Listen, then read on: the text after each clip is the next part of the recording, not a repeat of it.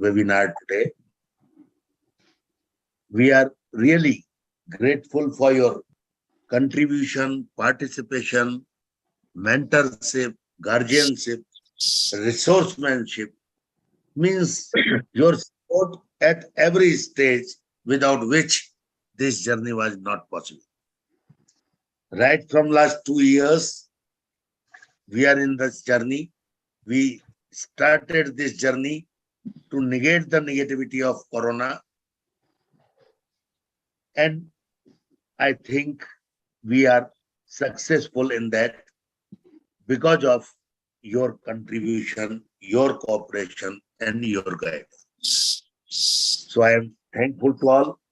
I would like to welcome Vishnu Prasad Sharma ji, Dr. C.P. Sharma ji, Vaidya Tapan Kumar sir, welcome. Welcome from Ahmedabad. Madam Kamini Dhiman ji, welcome from All India Institute. Professor V.K. Agnihotri sir, welcome. Welcome, madam. From Haridwar, he has fever 100 at present also. Then also, I salute for his participation today from Pune. Dr. Ramdas PV from Kollam, welcome, Dr. Ramdas. And our two speakers, eminent speakers, welcome, sir. Anup Kakkarji, welcome. And welcome, Dr. Sai, welcome. I would like to request, without wasting much time, I would like to request Professor B.P. Sharma ji, President Vishwa Ayurved Parishad Assam, and former Principal, Government Ayurvedic College, Guwahati, for his valuable initial blessings and welcome. Welcome, sir. Okay, thank you. Namaskar. Good evening to everybody. Respected Professor V.K. Agnihotri ji, respected Pawan Kumar Sharma ji, distinguished guests, eminent speaker, ladies and gentlemen. Today on MAHARSHI CHARAK JAYANTI MAHOTSAV, we have evening webinar. In this evening webinar, we have eminent speaker, Professor Anup Kumar Kakkar, Dean from Haridwar. He will speak on Charak Samhita unique concept. Welcome, sir, to this evening webinar. Next, Dr. Sai Lakshmi Vijay from Erode. She will speak on Vata, Kala, Kaliam, Odhayam, a different perspective. I welcome all the eminent speakers, distinguished guests, ladies and gentlemen, to this evening webinar in MAHARSHI CHARAK Jayanti Mahotsav. Once again, I welcome all of you to this evening webinar. Namaskar. Thank you. Over to Pawanji. Thank you, sir. Thank you. We would like, before Agnihotri ji, I would like to request Tapan Kumar ji, respected my elder brother, Vaidya Tapan Kumar ji from Ahmedabad. Am I audible to you, sir? Adani Bhratasri. अरे भाई आप बोले और हम you will speak and I don't hear. That's not possible. Wonderful. When you are here, why we will leave your blessings, sir? These are your blessings. Oh my God, there is nothing like blessing when we are with Charak. Charak blesses us. That's the best thing in the world. And I'm very happy today that Charak Samhita special concept and Vatakala Kalaiya is in another topic. These both topics are very, very interesting. And at least for me, they are unique concepts. All physics concepts, all astronomical concepts are conglomerated in Vatakala Kalaiya Adhyay. And its number also is very interesting. When I used to teach Vatakala Kalaiya, it was 2012, and there was a film which showed us that there is an end of the earth in 2012. And at the same time, I was teaching Vatakalakali. And I very surely assured them that there cannot be any end of the earth. It is always a conversion of earth from one era to another, one age to another age. So there is nothing like end of earth as the film 2012. The students were talking with me. So Vatakalakali in that context is very, very centrally themed, and perhaps the only Samhita who have dealt with this astronomical concepts of Vayu, because pressure, force, and gravitation, these three things of the world, or in the science of physics, or rather, these three forces are governing the whole cosmos. And if we read this Vatakalakali Adhyaya, then we can very, very well find out that this gravity, the concept of gravity is totally understandable with the concept of Vayu outside the body or in the cosmos. ग्रह आदि के गति और अंतर का maintenance करने वाला वायु होता है, ये वायुर्वेद का मंतव्य है. This itself shows the concept of gravity and the distance between the grahas. So in that way, Vatakalakali is very important. And I am extremely excited and eager to know something very unique about Charak Samhita from our first eminent speaker, Vaidya Thakkar. And I congratulate my friend Anchalesh for designing this Pakshik of Charak Samhita. Perhaps for the first time in the history of Ayurveda, somebody has organized a Charakastuti for continuous 15 days. Samhita will be definitely blessing you and all of us to have a wonderful future ahead. Thank you once again. Jai Ho, Jai Hind. Thank you. Jai Hind. Jai Hind. Before Kamini Dhimanji goes out, I would like to request Madam Kamini Dhiman for his initial comments, and then Agnihotri ji will take charge of moderation. नमस्कार, मैं यहाँ रहूंगी ऐसी बात नहीं है, मैं तो सुनने के लिए बैठी हूँ, ऐसी कोई बात नहीं है. मैंने कहा चलो अच्छे अच्छे स्पीकर्स को आप इकट्ठे कर रहे हैं तो जरा हम भी ज्ञान प्राप्त कर ले, उनसे सुन लेते हैं कुछ, तो इसलिए मैं जुड़ जाती हूँ. शुभकामनाएं दीजिए कि ये हर साल चलता रहे. बिल्कुल, बहुत मैं अच्छा. नहीं भी रहूं इस दुनिया में तो चलता रहे. जी जी नहीं, ऐसे बिल्कुल मत बोलिए, ऐसे बिल्कुल बोलना नहीं बनता आपका, लेकिन आपका बहुत अच्छा प्रयास है. और जब मुझे समय मिलता है मैं जुड़ जाती हूँ. इतने अच्छे स्पीकर्स आप ऑल ओवर इंडिया इकट्ठे करते हैं, शाम के सेशन में भी जुड़ती हूँ. पर एक ही बस ये कि आपने जैसे बोला कि मैं मतलब एंड तक नहीं रह पाती हूँ, कहीं ना कहीं कुछ ना कुछ आ जाता है, मैं निकल जाती हूँ, बीच में से चली जाती हूँ. लेकिन आज मैंने सोचा था कि मैं पूरा सेशन सुनने वाली हूँ आपका चरक संहिता का जो सेशन है. ये हमारा सौभाग्य. हाँ, आपका नहीं, लेकिन हमारा सौभाग्य है कि हम घर बैठे इतना ज्ञान जो है आप सबको दे रहे हैं, सबको मिल रहा है. और जो छूट जाता है फिर हम YouTube जो आप लिंक भेजते हैं उनमें सुन लेते हैं. वो भी बहुत अच्छा आपका प्रयास रहता है. इतनी अच्छी मेहनत करते हैं. मॉर्निंग जैसे ही उठते हैं हम देखते हैं कि कहीं ना कहीं तो मैसेज आया होगा पवन जी का, देख लेते हैं आज होगा कोई ना कोई इनका सेशन, कौन कौन फ्री करे, देख लेती हूँ मैं. सुबह उठते पहला काम होता है कि पहले देख लेते हैं कि आपके सेशन में क्या है आज, और भी शाम को कोशिश करते हैं हम लोग. बहुत बहुत अच्छा काम कर रहे हैं. बहुत बहुत धन्यवाद आपका. मैं रहूंगी अभी आपके सेशन में. धन्यवाद. आजकल तो लोग मुझे फोन करने लगे, यदि मैं 2 दिन मैसेज नहीं करूं ठीक है ना. जी बिल्कुल. मैंने सच्ची बात बताई ना कि सुबह उठते ही हम फोन कर दिए मुझको. जी, सुबह उठते हम देखते हैं कि आज आपका एक दिन बीएल गौड़ साहब, अरे पवन जी आपकी तबीयत ठीक है. Thank you, thank you. I would like to request it now. और हम जरूर सुनते हैं बाकी Professor यस यस जो लेक्चर होते हैं बाद में सुन लेते हैं, जरूर सुनते हैं लेकिन थैंक यू मैडम, बहुत बहुत धन्यवाद आपका। हरिओम हरि। मैं अग्निहोत्री जी से आह्वान करूंगा, वो जितना मतलब वो सरस्वती की कृपा है और बुखार उनका कुछ नहीं रोक सकता। मैं नमन करता हूं उनकी इस बुद्धिजीवी को। धन्यवाद धन्यवाद धन्यवाद sir, please sir. Thank you, Dr. Pawan Sharma ji. Namaskar.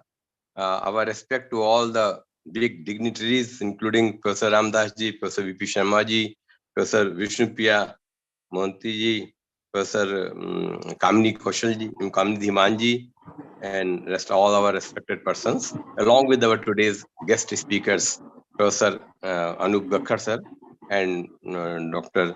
Salakshmi Vijay. See, we are celebrating the concluding ceremony of Maharshi Charak Jayanti Mahotsav on today. We started this journey on 2nd of August and it is the 15th day. It's a pleasure that on very first day we had two great personalities who were awarded with the Charak Shiromani Award, and luckily out of these two, one is Vaidya, Tapan Kumar Vaidya is with us, and he blessed us at the very beginning. What we have gone through, except today's, almost 49 speakers have talked about on Charak Sangita. Wonderfully, we are all thinking that we know Charak Sangita, we know Charak Sangita, we know something about Charak Sangita. But today, it is a general feeling that the knowledge, the ocean of knowledge is in front of us and we have not received a single drop. It's so full of knowledge, the Charak Sangita itself, that nobody can claim that he has got something. Still, the efforts are going on and we are enriching day by day with the knowledge, with the principles and all these things which are there in part 1 and part 2 in Charak Sangita. Luckily, one plus point is also there, we are fortunate enough that we started this journey with the blessings of Professor Banmai Lal Gaurji, and today I am with Professor Anup Kumar Gakharji, who also belongs to the same school, the same college, the NIA, and happens to be his student. I do hope so. So very naturally, as we started well, so we'll also have a wonderful trajectory on today's Charak Jayanti Mahotsav. And it's my pleasure that he is a friend of mine. He had been a very good knowledgeable person of Charak Sangita, having post-graduation from NIA and getting all the good experiences in Punjab, then came here as a professor selected in Public Service Commission through Uttarakhand, then became head of the department, then Parisad Nideshak College Principal Rishikul, Dean, and again Registrar University, and presently he is Controller Examiner of Uttarakhand Ayurved University. So it's our fortunate, we are lucky enough that on my request, he very humbly, very, very politely accepted our invitation and ready to deliver his lecture. That too is a very short notice. Our pleasure point is that he is ready.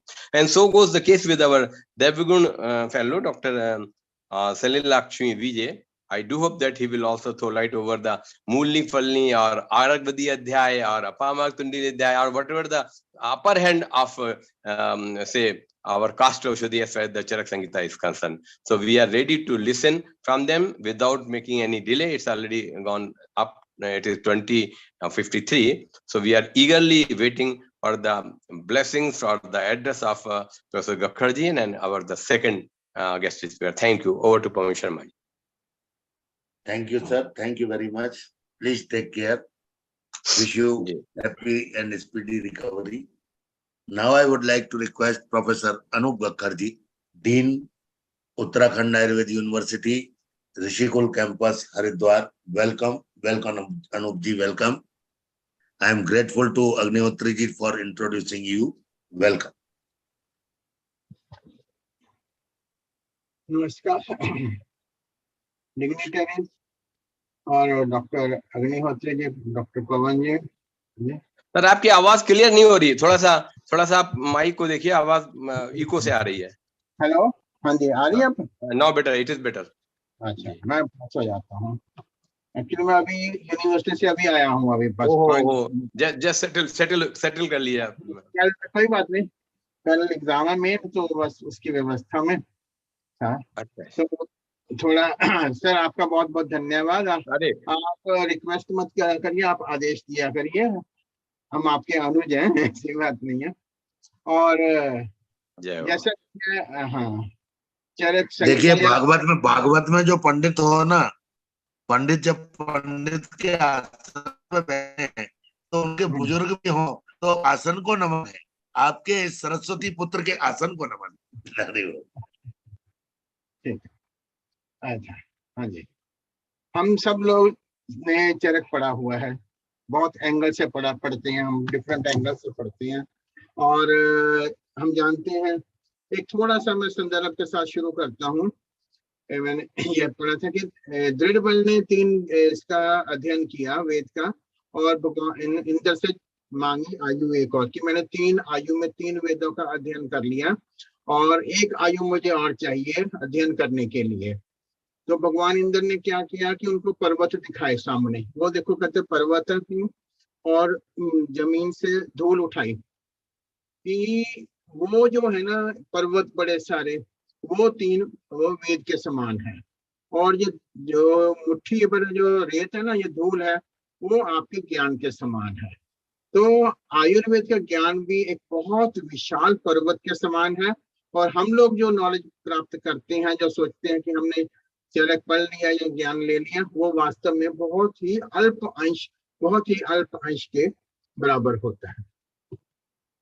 हम जानते हैं 120 अध्याय 8 स्थान और 12,000 श्लोक जो मूल रूप से थे, उस संहिता के जब क्लोज किया गया तो उसमें लिखा कि जो कुछ चरक संहिता में है वो सही वही सब्जेक्ट मैटर अन्य बुक्स में मिलता है, और जो इसमें नहीं है वो कहीं पर भी नहीं है।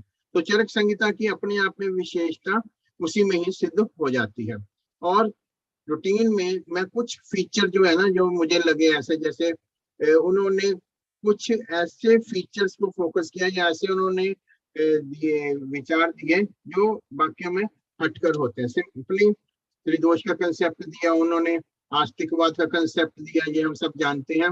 और जो कंसेप्ट उनका जो दिया उसमें चिकित्सा स्थान में उन्होंने प्रिवेंटिव एस्पेक्ट की दृष्टि से रसायन और वाजीकरण को पहले रखा। देखिए चिकित्सा चरक के काल में यायावर स्थिति में रहते थे, और प्रिवेंट लोगों के पास इतना समय रहता था कि वो अपने स्वास्थ्य की देखभाल कर सके। इसलिए उस काल में प्रिवेंटिव एस्पेक्ट को हाईलाइट करते हुए चिकित्सा स्थान का प्रारंभ रसायन के साथ किया गया।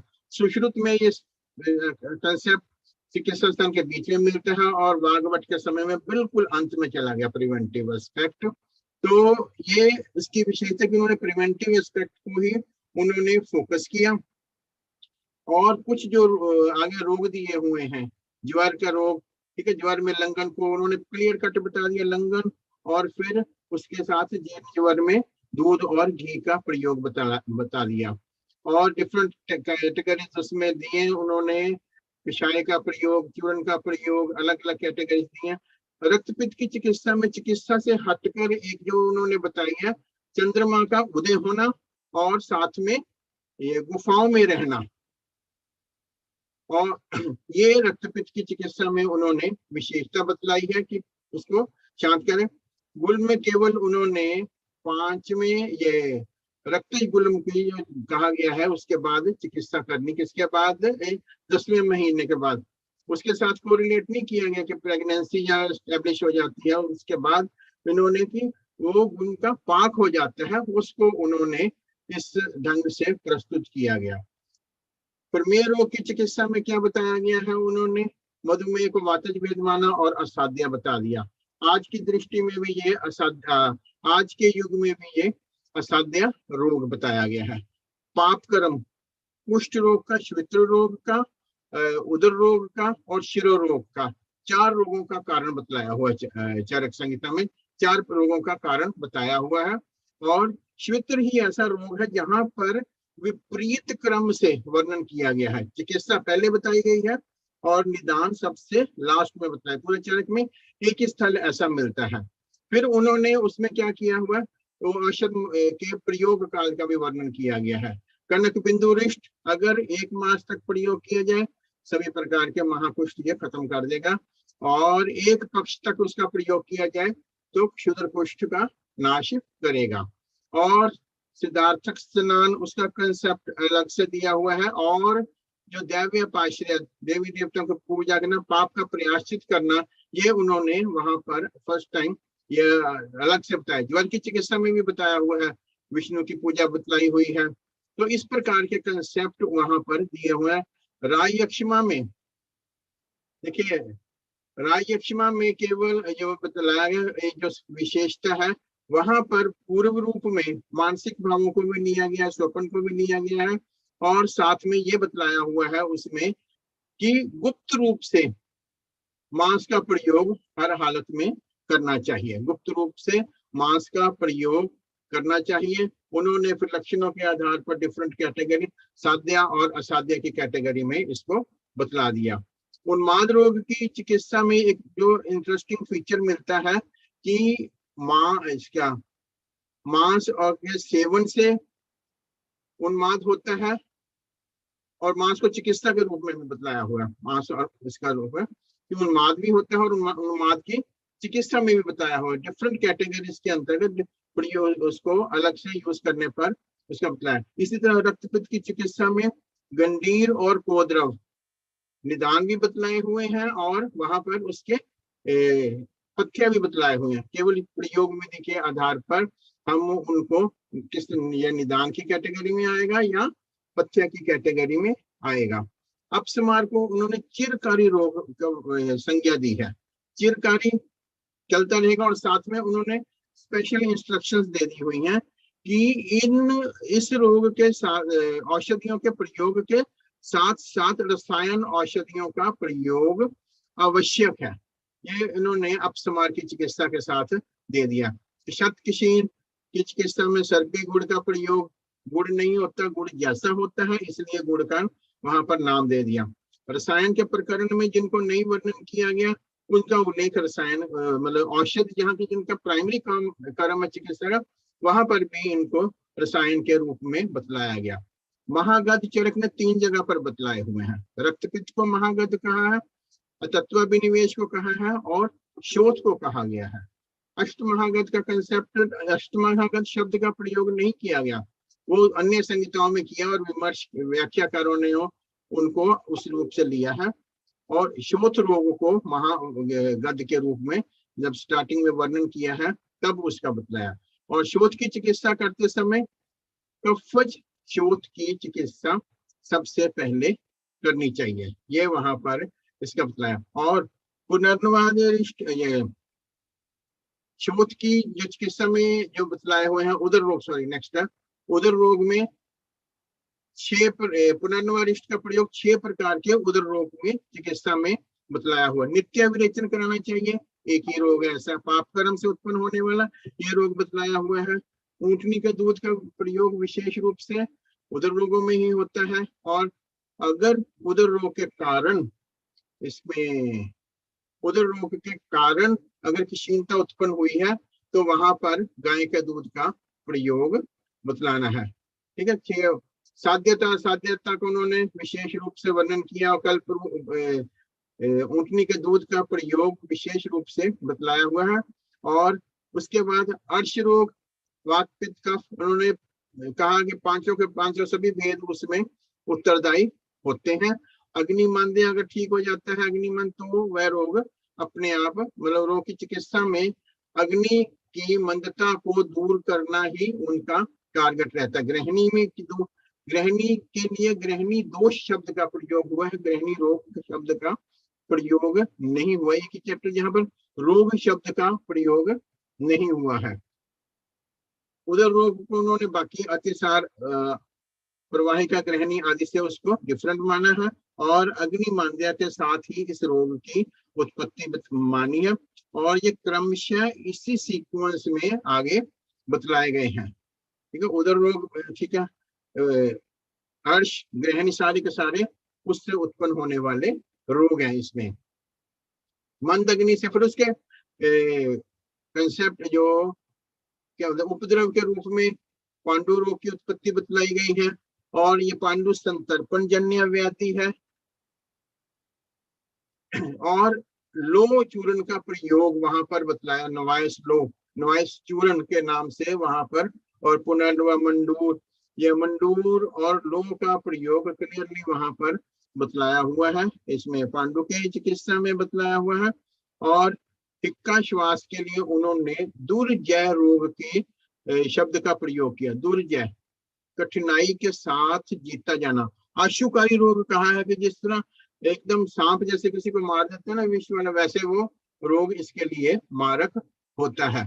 ये इन्होंने कुछ रोगों के लिए संज्ञाएं ऐसे दे दी हुई हैं, जैसे ज्वर को कहा हुआ हो रोगों का राजा कह दिया उन्होंने। रक्तपित्त के लिए महागत का प्रयोग कर दिया। कुष्ठ रोग जो सबसे लंबा चलने वाला रोग होता है। प्रमेय, अनुषंगी रोग, अनुषंगी रोग में जो लीडिंग है वो प्रमेय होता है कि एक बार जितना मर्जी उसको सप्रेस कर लो, वो फिर भी वो अल्टीमेटली उसने फिर से उत्पन्न हो जाना है। उसके बाद हिक्का श्वास को कहा गया है दुर्जय रोग कहा गया है। और आगे चलकर कास और सर्दी। सर्दी की क्या विशेषता है? सर्दी में मक्षिका सेवन से सर्दी होती है, और मक्षिका के विष्टा के सेवन से सर्दी का शमन होता है। इस बात को उन्होंने वहां पर ये स्पष्ट हाईलाइट किया। ये वाला उदाहरण उन्होंने दिया हुआ चरक चिकित्सा स्थान के 30वें चैप्टर में। तृष्णा का जो आमज भेद बताया हुआ है जो बाकी उसे हटकर है, लेकिन उस चैप्टर में जो विशेषता दी हुई है, जो हमारे समाज में एक गलत कंसेप्ट होता है कि पानी खुला पियो, जितना मर्जी पियो, पिया जाए, वहां पर उन्होंने कुछ रोगों को नाम दिए हुए हैं जहां पानी का निषेध है, अल्प मात्रा में लेना चाहिए। प्रमेय है, अतिसार है, उदर रोग है, पांडु है, ग्रहणी है, इस प्रकार के रोगों में जल का निषेध है। और प्रतिशय, हिक्का श्वास, कास आदि में उष्ण जल का प्रयोग करना चाहिए। हम लोग कहते हैं ना शीतल जल, हम ये शीतल जल, तो उष्ण जल का प्रयोग वहां पर। और ये तो शीतल जल सिर्फ मद्यपान में हो जाता है, रक्तपित्त में हो जाता है, इस प्रकार की व्याधियों में शीतल जल का प्रयोग बतलाया हुआ है। विष का कंसेप्ट पूरे का पूरा अगत तंत्र इन्होंने यहाँ पर दे दिया हमें। विष का पूरा अगत तंत्र यहाँ पर दे दिया इन्होंने। और गर्भ विष आगे चल के जो बताया गया है, फिर आगे विरुद्ध आहार के जो सूत्र स्थान के 26 चैप्टर में दिया, उस कंसेप्ट को बहुत अच्छे से एक्सप्लेन किया हुआ।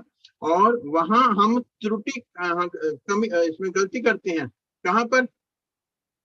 मैंगो शेक, वहां पर उन्होंने इसको विरुद्ध आहार में लिया हुआ। हम लोग रूटीन में बनाना शेक हम रूटीन में पीते हैं। और हम कहाँ पर गलती करते हैं? दही का प्रयोग 6 महीने के लिए मना होता है। 3 ऋतुओं में शरद, वसंत, ग्रीष्म, उसमें दही का प्रयोग नहीं करना चाहिए। और बाकी बिल्कुल टोटली कॉन्ट्राइंडिकेटेड।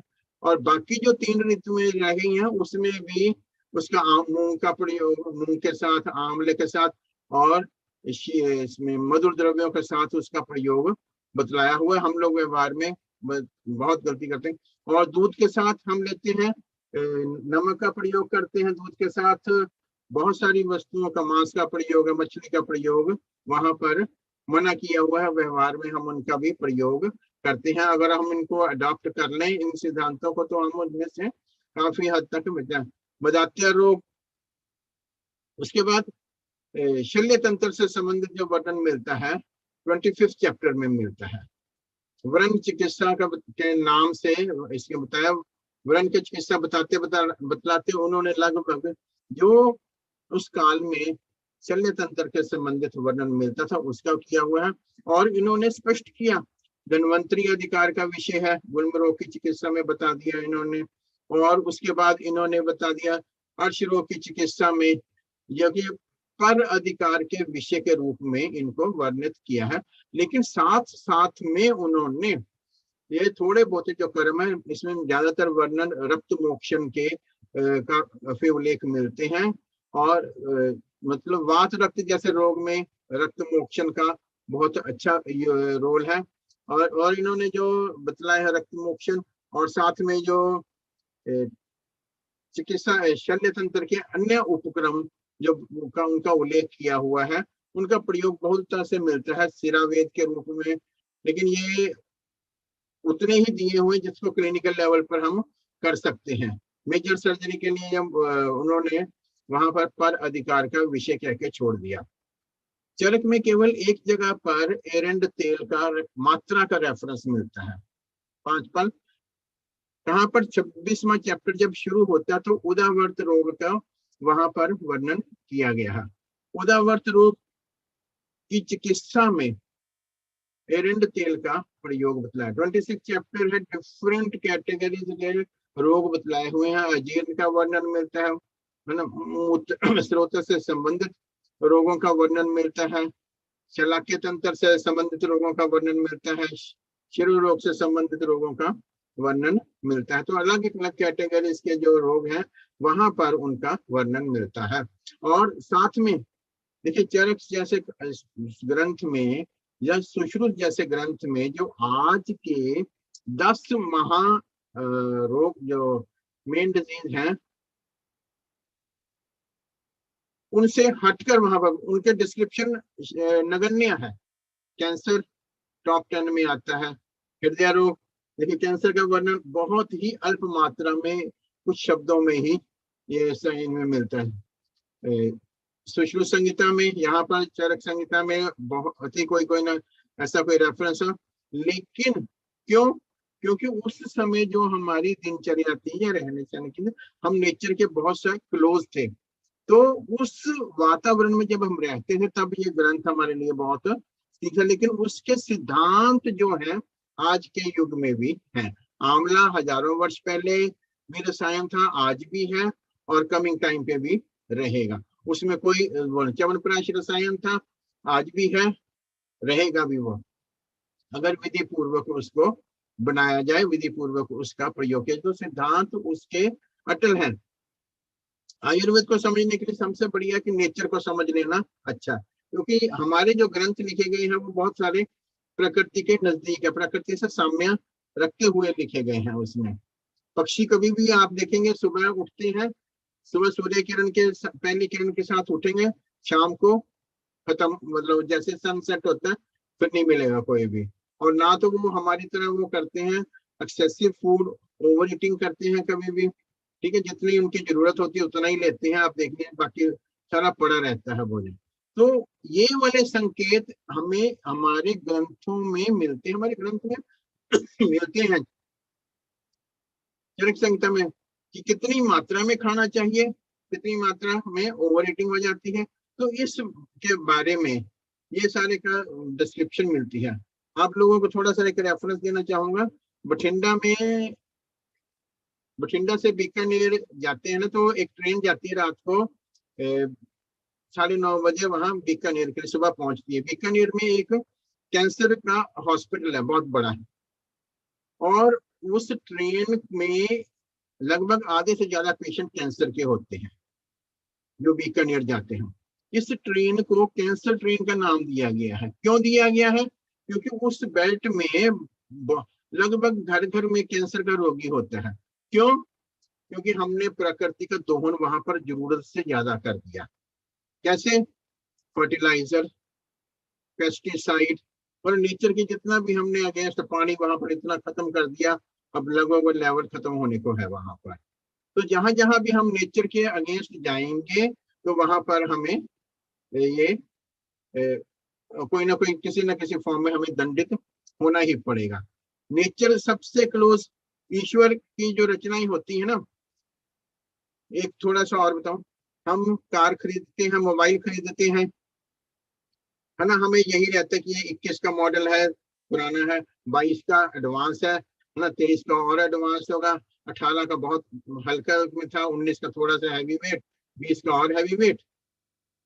क्यों? क्योंकि मनुष्य अपनी बुद्धि से एक्सपेरिमेंट करता है कि इस बार गियर इसको आगे रख दो, इसको पीछे की ओर रख दो, 4 गियर कर दो, 5 कर दो, गाड़ी का मॉडल ऐसे। मोबाइल में भी यही होता है, नया फीचर आया, क्योंकि मनुष्य के पास अभी इतनी बुद्धि नहीं है कि वो अल्टीमेट फर्स्ट अटेम्प्ट में, ईश्वर ने जब मनुष्य की रचना की फर्स्ट अटेम्प्ट में कर दी, है ना। जब भी बच्चा पैदा होता है उन्होंने एक फॉर्मेट फिक्स कर दिया, कान यहाँ लगेंगे, आंख यहाँ लगेंगी, ठीक है, नाक नहीं लगेगा। ऐसा नहीं कि अगले जन्म में, अगले साल जो बच्चा पैदा हो रहा है उसका नाक पीछे लगा दिया, कान इधर लगा दिया, क्यों, फुल एंड फ्लेज्ड। और इसी तरह आयुर्वेद भी ईश्वर की ही रचना है, उसमें कोई परिवर्तन की गुंजाइश नहीं। हम कभी भी उससे बढ़िया ग्रंथ नहीं रख सकते। जो उन्होंने हमें दे दिया एक बार में, हम उससे बढ़िया नहीं दे सकते। जो उन्होंने हमें कह दिया खदिर सर्वश्रेष्ठ कुष्ठनाशक है, दैट इट इज, ठीक है। उन्होंने हमारे वात जनन जामुन को बोल दिया उन्होंने, इससे ऊपर कहीं पर भी नहीं है। वात शामक में रासना को ले लिया, ठीक है। इस तरह जो ये हमारे ग्रंथों में उन्होंने लिख दिया, दैट वाज परमानेंट अल्टीमेट, इसके ऊपर हमारे पास कुछ नहीं है, वंस फाइनल। और हमें इसके ऊपर अपना ज्यादा दिमाग लगाने की भी जरूरत नहीं, हम इससे भी बढ़िया कुछ कर सकते हैं, ऐसा कुछ नहीं है। उसके बाद 26 उरुस्तंभ रोग, केवल एक ही रोग है जहां पर पंचकर्म नहीं किया जाता, और उसका स्पष्टीकरण भी उन्होंने साथ में दिया हुआ, हम सब जानते ही हैं उसको। सुमेरु पर्वत का उल्लेख वहां पर किया हुआ है ना। और ज्यादातर जो मिलते हैं नॉर्थ वेस्ट उस रीजन के कंट्रीज का उल्लेख मिलता है। चरक अपने आप में यद्यपि उनकी कंट्रीब्यूशन अतुलनीय है, कुछ उसको मतलब उसको असेस करने के लिए हमारी बुद्धि भी इतना, हमारा एक जन्म भी सफिशिएंट नहीं है उसको, है ना। उनके बारे में चाहे यद्यपि व्यक्तित्व स्पष्ट नहीं है ना, चाहे जन्म स्थल हर अपने अपने हिसाब से, या जो थोड़े बहुत एविडेंस मिलते हैं उसके बेस पे हम कुछ इन्फ्लुएंस निकालते हैं। जैसे यहाँ कोटद्वार में उत्तराखंड में चरेख डांडा, उसको चरक की कर्म भूमि माना गया है, और वहां पर एक कोई अंतरराष्ट्रीय संस्थान की भी कल्पना चल रही है, और उसका भी मतलब प्रोजेक्ट चल रहा है। तो मतलब जो उनकी कंट्रीब्यूशन है वो वास्तव में अतुलनीय है। वात व्याधियों का वर्णन 28 चैप्टर में किया हुआ है, ठीक है। 2 प्रकार से बतलाए हैं, वात प्रकोप धातुक्षा से और अवरण से। फर्स्ट चैप्टर में भी वर्णन मिलता है, वात के गुणों का वर्णन मिलता है। 12th चैप्टर में भी मिलता है, गुणों की संख्या में अंतर है, ठीक है। 6 है, एक जगह 6 बतलाया हुआ है में, एक जगह 7 गुणों का वर्णन मिलता है।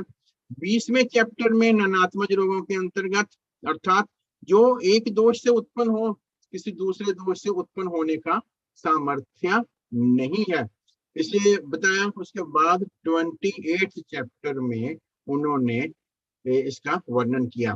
29 चैप्टर में आगे वात रक्त बतलाया हुआ, वाश है ना, अमीरों की व्याधि बता दी है उनको, और रक्त मोक्षण वहां पर श्रेष्ठ प्रभावी बतलाया। बोधि वृक्ष कषाय वहां पर इसकी श्रेष्ठ बतलाया हुआ है। उसके बाद लास्ट चैप्टर को जब उन्होंने कंक्लूड किया, पूरे का पूरा गायनिकोलॉजी जो इसका स्त्री रोगों का वर्णन 30 नंबर चैप्टर में किया, साथ में उन्होंने कुछ मॉरल वैल्यू वाले संदेश भी वहां पर लास्ट में दे दिए। औषध काल, देखिए औषध काल बहुत महत्वपूर्ण। त्रिफला अगर सुबह खाली पेट लिया जाता है तो वो स्थूलता को कम करता है, और अगर रात्रि को शहद के साथ लिया जाता है तो वो आंखों के लिए हितकर बताया हुआ है।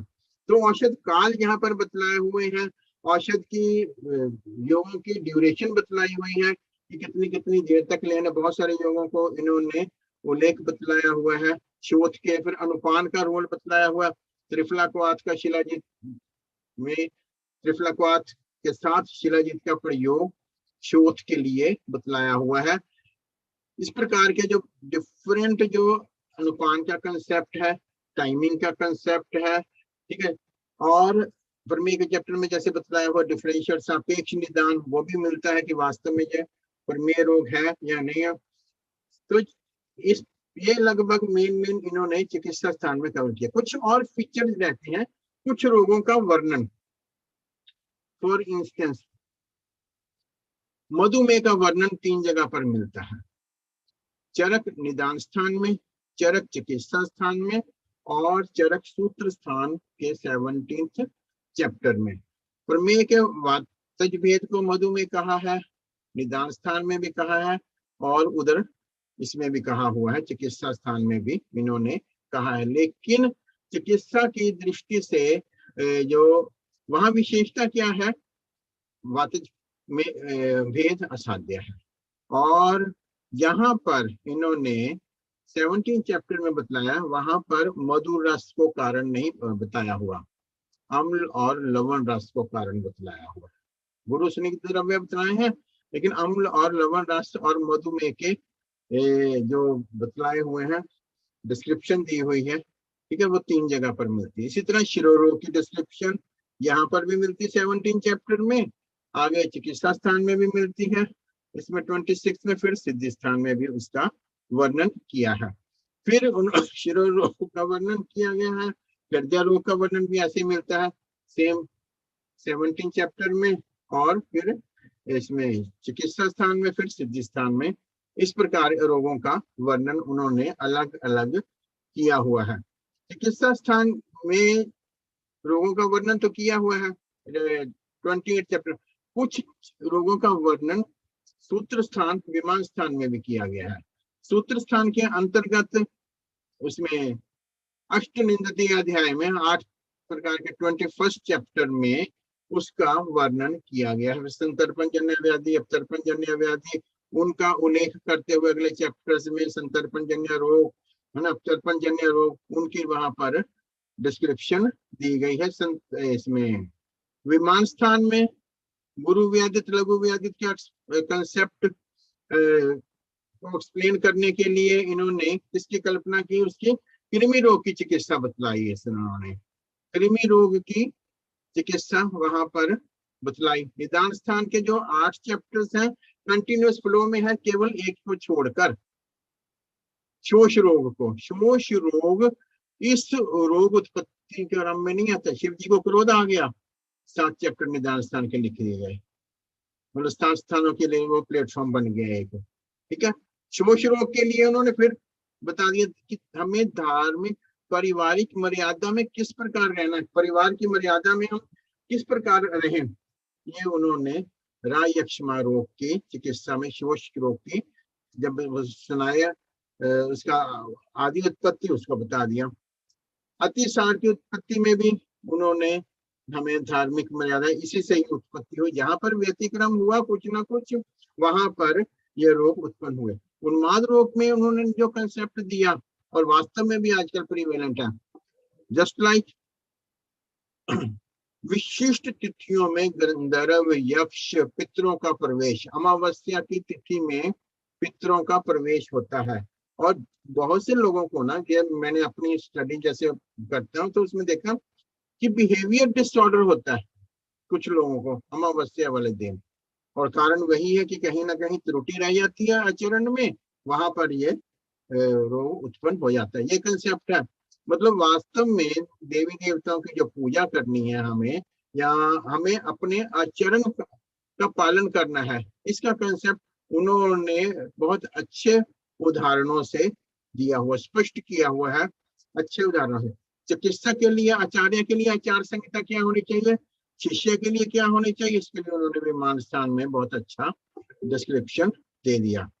आम का कंसेप्ट, आम विष का कंसेप्ट, ये उन्होंने विमान स्थान में बताया। जनपद ध्वंस जो अभी भी प्रिवेलेंट रहा, अधर्म को मूल कारण माना, ये फैक्ट है, ये अधर्म वास्तव में होता है। 2013 में केदारनाथ में ट्रेजेडी हुई थी, अधर्म था, क्योंकि वो तीर्थ स्थल है, लोगों ने उसको पिकनिक स्थल बना दिया था, तो कहीं ना कहीं वो फूटना था, और वो वास्तव में अचानक अब्रप्टली मंदिर को आंच नहीं आई कोई भी। ये एक संकेत था कि आप जहां जहां पर भी व्यतिक्रम होगा, वहां वहां पर इनके ये हमें दंडित होंगे ही होंगे। तो इस प्रकार की जो प्रकृति के विपरीत जाते हैं, या हमारे आचरण में त्रुटि रहती है, और देवी देवताओं की पूजा वहां पर यह फल देती है। ज्वर की चिकित्सा में बतलाया हुआ है पूजा करने, और जो आचरण का पालन नहीं करता, आचरण बस सत आचार, अच्छे आचरण का हमें पालन करना चाहिए। ये हमें विभिन्न स्थलों पर इसकी जो है डिस्क्रिप्शन मिलती है अलग अलग रोगों के बीच में। शरीर स्थान अपने आप में एक फिलॉसफी का बहुत बड़ा विषय दे दिया हुआ है कि जो कुछ लोक में है वही हमारे शरीर में है, और इतना गर्भचर्या का जो कंसेप्ट दिया है वहां पर सूतिका का, और वो वास्तव में अतुलनीय है। उन्होंने ऐसी उपमाएं दी थी गर्भवती स्त्री की रक्षा कैसे करनी चाहिए, जैसे कोई व्यक्ति तेल से भरा हुआ बिल्कुल फुल ब्रिम तक पात्र को आगे लेके जा रहा है, उसको बहुत एक एक स्टेप को धीरे धीरे उसको लेके जाना चाहिए। बिल्कुल उसी तरह ही ऐसे विष के होने पर, विष सेवन के बाद उसकी चिकित्सा कैसे करनी चाहिए व्यक्ति की, जैसे किसी आग लगे हुए घर को किए थे। हम सब काम छोड़ के एकदम पानी उसको या उसकी रक्षा करते हैं, उसी तरह अगर किसी व्यक्ति ने विष का सेवन कर लिया तो हमारी प्राथमिकता ऐसे होनी चाहिए। विष सेवन करने पर, विष सेवन किए हुए व्यक्ति पर विष का प्रभाव नहीं होता। किस प्रकार, जैसे कमल के पंखुड़ियों पर जल नहीं ठहर सकता, 101% अश्योर कि वहां पर जल नहीं ठहर सकता, इसी तरह जिसने स्वर्ण का सेवन कर लिया उसके शरीर पर विष भी इसी तरह ही लुढ़क जाएगा, वो वहां उसका हिस्सा नहीं बन पाएगा। ठीक है। फिर उन्होंने कहा वमन का उन्होंने तुलना की है, वमन से फल होते हैं, जैसे केदारी को, किसी क्यारी का जल को बांध को तोड़ दिया जाए, है ना, तो वो प्लांट को पोषित करता है, रक्षा करता है। उस प्रकार कि अगर हमने कफ को वमन करवा दिया हमने, तो वो कफज रोग ऐसे ही नष्ट हो जाएंगे। उन्होंने विभिन्न प्रकार की उपमाओं का प्रयोग करके हमें ये स्पष्ट किया है कि मतलब किसी भी विषय को स्पष्ट करने की शैली रही है। क्वैक्स की उन्होंने बहुत जगह पर निंदा की हुई है, फर्स्ट चैप्टर में भी है और 29 चैप्टर। प्राणाभिसर, रोग अभिसर। प्राणाभिसर प्राणों का फ्रेंडली, रोगों के फ्रेंडली। और जब कोई सामने वास्तव में प्राणाभिसर चिकित्सक आ जाता तो रोग अभिसर चिकित्सक क्या तो किस प्रकार के बहाने बनाते हैं। मतलब ह्यूमन साइकोलॉजी तब भी ऐसी थी, ह्यूमन साइकोलॉजी तब भी ऐसी थी जैसे आज है। मतलब ये व्यक्ति अपने बचने के लिए बहानों का सहारा लेता है। पल्लवग्राही चिकित्सक, ये नॉमेनक्लेचर दिया हुआ है। चक्रपाणी ने घुणाक्षर न्याय से बता दिया कि जैसे कोई घुन जो कीड़ा है वो अल्फाबेट बना देता है, that is matter of coincidence. ये नहीं है कि उसको अल्फाबेट्स आते हैं। उसी तरह अगर किसी क्वैक्स के हाथों ये हो जाती है चिकित्सा, तो वो भी ये चक्रपाणी ने इसको बताया, घुणाक्षर न्याय को एक्सप्लेन करके बताया। तो ये भी एक मैटर जो है उसी ढंग से ही स्पष्ट किया गया है। विभिन्न प्रकार के न्याय वहां पर बताए गए हैं। 7 प्रकार के न्याय है, जो 7 या 8 है, इसमें जो चरक संहिता में मिलते हैं मूल रूप से। तो उन न्याय के माध्यम से इन्होंने तिल पीड़क न्याय कोल्लू सारा भर चलाता रहता है, लेकिन रिजल्टेंट डिस्टेंस 0। इसी तरह अगर हम किसी सेमिनार में जाते हैं, जितना ज्ञान हमारा शुरू में था उतना ही अगर बाद में हो, दैट इज इक्विवेलेंट टू तिल पीड़क न्याय के वहां पर इस न्याय को फॉलो किया गया है। तो मीन्स वही न्याय वहां पर लागू होता है कि पूरा का पूरा ये न्याय वहां पर चल रहा है कि काम तो कर रहे हैं, 2 दिन वेस्ट किए हमने सेमिनार में, लेकिन किसी का ज्ञान की वृद्धि नहीं हुई। किसी ने कुछ जो सीखा वो मतलब ऐसा था नहीं कि जिसको अप्रिशिएट किया जाए। न्याय का सहारा लिया हुआ उन्होंने, विभिन्न प्रकार के लोक में जो प्रचलन है उदाहरण उनका लिया हुआ है, सहारा लिया हुआ, ताकि विषय को अच्छे से अच्छा कैसे स्पष्ट कर दिया जाए। तो मुझे लगता है मेरा हो गया समय, मैं आपसे इजाजत मांगता हूँ। बहुत बहुत धन्यवाद सर।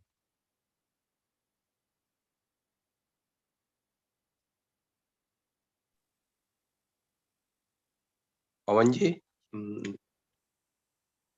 पवन जी, नक्खर साहब का उन्होंने अपना विचार व्यक्त कर दिए हैं। Hariom Hariom. Excellent, sir. Excellent. I was really mesmerized in the meantime. नए नए कंसेप्ट चरक संहिता जितनी सीखे हम उतना कम लगता है साहब, जितनी सीखे कम लगता है।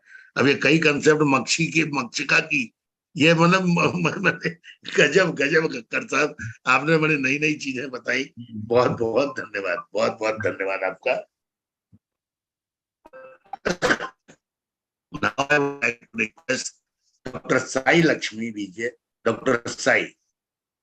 Dr. Sai, am I audible to you? Yes, sir. Yes, sir. Yes, yes, yes. Welcome, welcome, Dr. Sai Lakshmi. Thank you, sir. You can present.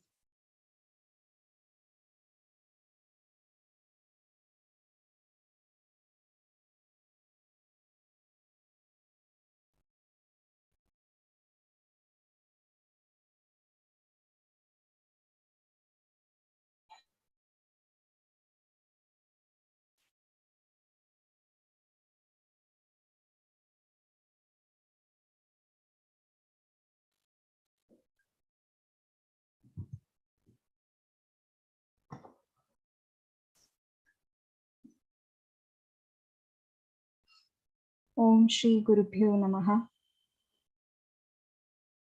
My pranams to one and all present here. My humble pranams to Maharshi Charaka and all my beloved gurus. Then, first of all, I would like to thank Tapan Kumar sir for the beautiful introduction of Vadakalagalyam Adhyayam. Thank you, sir. So, yesterday on August 15th, we all celebrated 75th Independence Day of our nation. And that means we got our independence or freedom since 15 years. Simultaneously, on August 2nd of this year, we, the Ayurveda fraternity, celebrated Charak Jayanti. Actually, Charak Jayanti is the Shukla Panchami in Shravana Masa, which means it is the 5th day of Shukla Paksha of the holy month known as Shravana. And we are celebrating Charaka Jayanti to commemorate the contribution of Acharya Charaka in the field of medical science. So while celebrating this Charaka Jayanti, we have to know what are the contributions of Acharya Charaka in the field of medical science. So while studying BMS and all, we always tell one shloka, or we always try to by heart one shloka like Nidani Madhava Shreshta, Sutrasthani tu Vagbhada, Sharire Susruda Shreshta, Charagastu Chigilside. And we used to translate it like Charagastu Chigilside means while studying the Chigilsa Sthana or Chigilsa, we have to follow Charaka Samhita.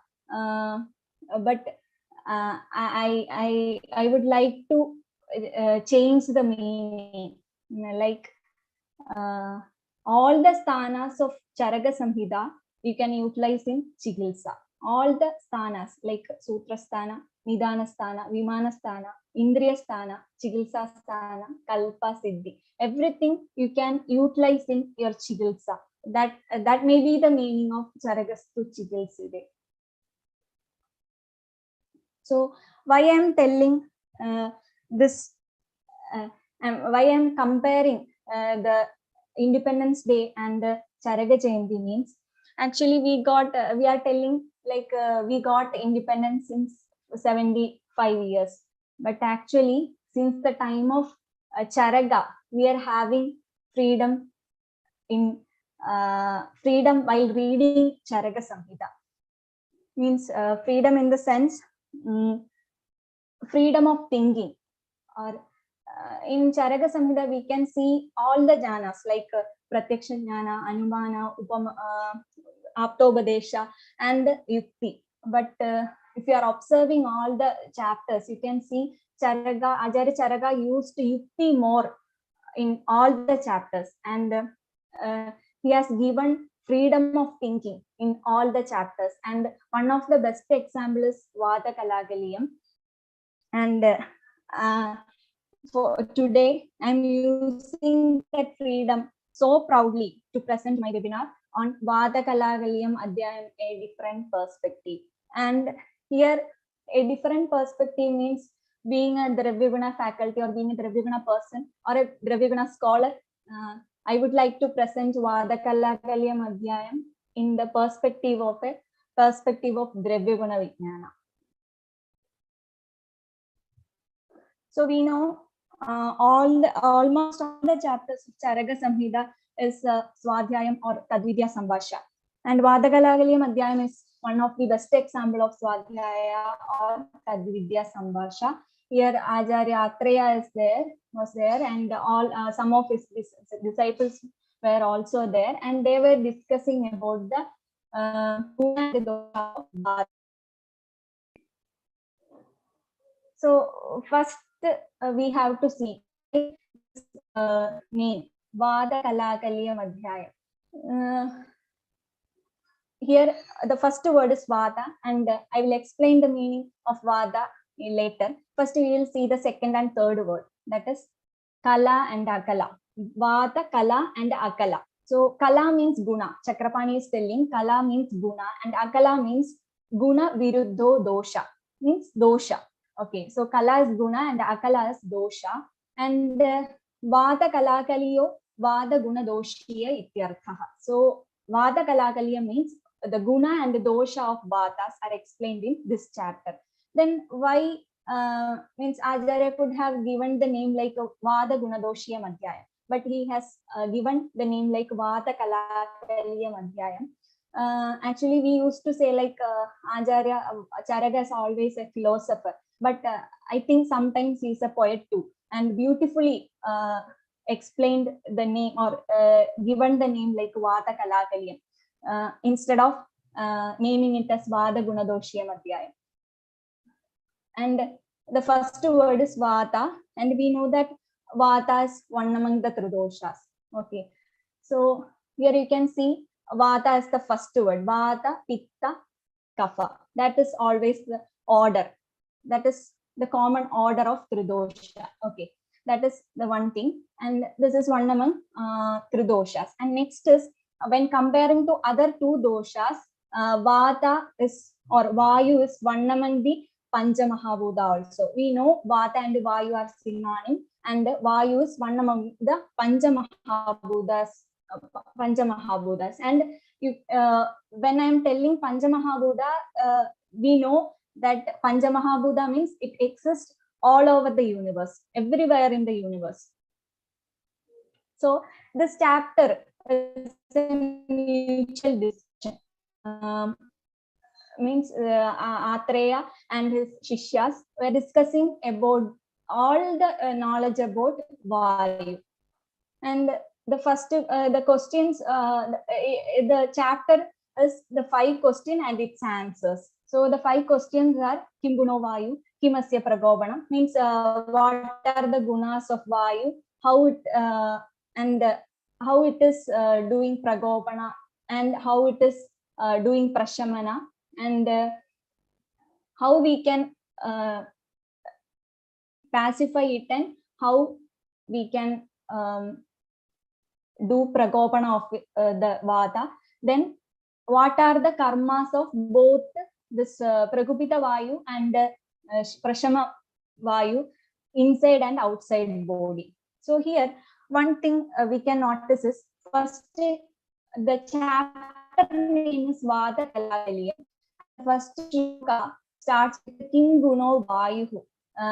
He could have given the term like Vata only, Kim Guno Vata, but it is like Kim Guno Vayu. Here I think actually Vata and Vayu, if you are referring any Sanskrit dictionaries, you can see Vayu and Vata as synonym only, but it is having different meaning. We know that. So it is not accidental that Acharya used Vayu there. For that we can see the nirutti of both the word. Here Vata means the reference is from Shabda Kalpadruma. So Vata means Va plus Itta Pratyam, and the meaning is Gachati, Gachati iti, that which moves or that which flows moves freely. That is the meaning of vata. And vayu means vagadi gandhanyo plus unu pratyaya. Here one more word is coming in vayu, means gandha. Gadi is the, or gachadi or gadi is common in both the terms, and gandha is coming in vayu. So the word vayu is some more sukshma, or we can tell like it is not only vayu is not that inside your that reside only inside your body. It can be inside the body and outside the body. Okay, some more sukshma, or you can tell it as Pancha Mahabhuta type of word. Then next, Kim Guno Vayu. The answer is given by one disciple, like what are the gunas of Vayu? That we already know: Ruksha, Laku, Shida, Daruna, Khara, Vishada, etc. Here you can see, except Daruna, all other gunas are Gurvadi gunas. And you know what are Gurvadi gunas? Gurvadi gunas are otherwise called as Sharirika guna. Why? Because it is present in Sharira. And Acharya Sushruta is telling, Guna yukta dravyeshu sharireshu abhite tada tan vriddhi kshayas tasmat dehinam dravya hetuka. So Acharya is telling, you can observe these gunas, these Gurvadi gunas in a dravya as well as in Sharira, and you can utilize this gunas in treating diseases. Because if a particular guna is having vriddhi or kshaya, you can treat it with the opposite Gurvadi guna.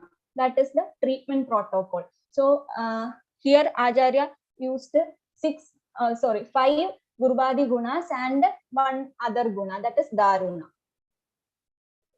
So assessment of these gunas, actually it is, we already know how to assess this in healthy person and the rogi, but I'm quoting one example only. Here, in this picture you can see skin or twak of a healthy person. Healthy person means here you can see the dryness or roughness, and it is the twak or skin of a Vata Prakriti person. So you can see the gunas like Rukshada and Parushada or Vishadatam, etc. here.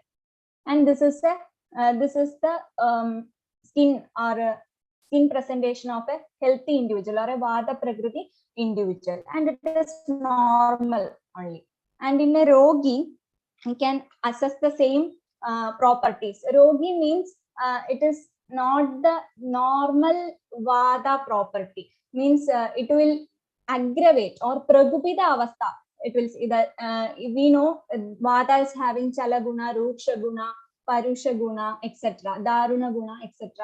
And these gunas will aggravate and it will manifest in a exaggerated way. Okay, that is we are observing in a rogi or in a disease.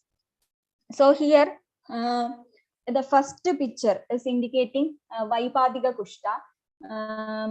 In the Kushta Chikitsa, you can see the shloka of Vaipadika Kushta. Acharya is telling like Vaipadikam Pani Pada Skudanam Tivra Vedana. So here you can see Pani Pada Skudanam and Tivra Vedana. Of course, it is a property of Vada only. And Pani Pada Skudanam occurs due to the Rukshatvam, the Adhiga Rukshatvam or Adhiga Darunatvam or Kadinatvam. Okay, so we are observing the Pragupita Vada Guna in a Kushta Rogi. Same next photo is also showing the another type of Kushta, that is nothing but Eka Kushta. Here you can see the flakes or the Rukshada you can observe, and also you can observe the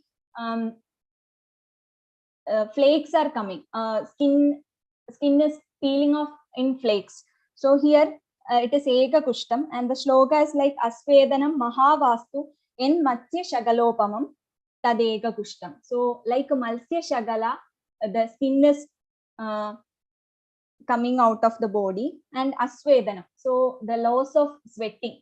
it is also, we can correlate it with the loss of snigdhata of the body, and it is spread in a, spreading in a larger area, Mahavastu. Okay, so here you can see these properties. Here also you can see the Pragubhita Vata Lakshana.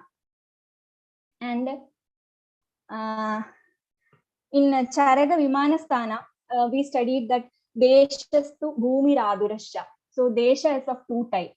Like one is Bhumi and another one is Adura Desha, or the Rogi Desha, or the Deha Desha. Okay, so we have to observe not only the Deha Desha but also the Bhumi Desha. And in this webinar, I'm going to present how we can assess the gunas and the doshas of Vata, Vayu in Bhumi Desha. Okay, so first in this picture, you can see a Vayavya Bhumi.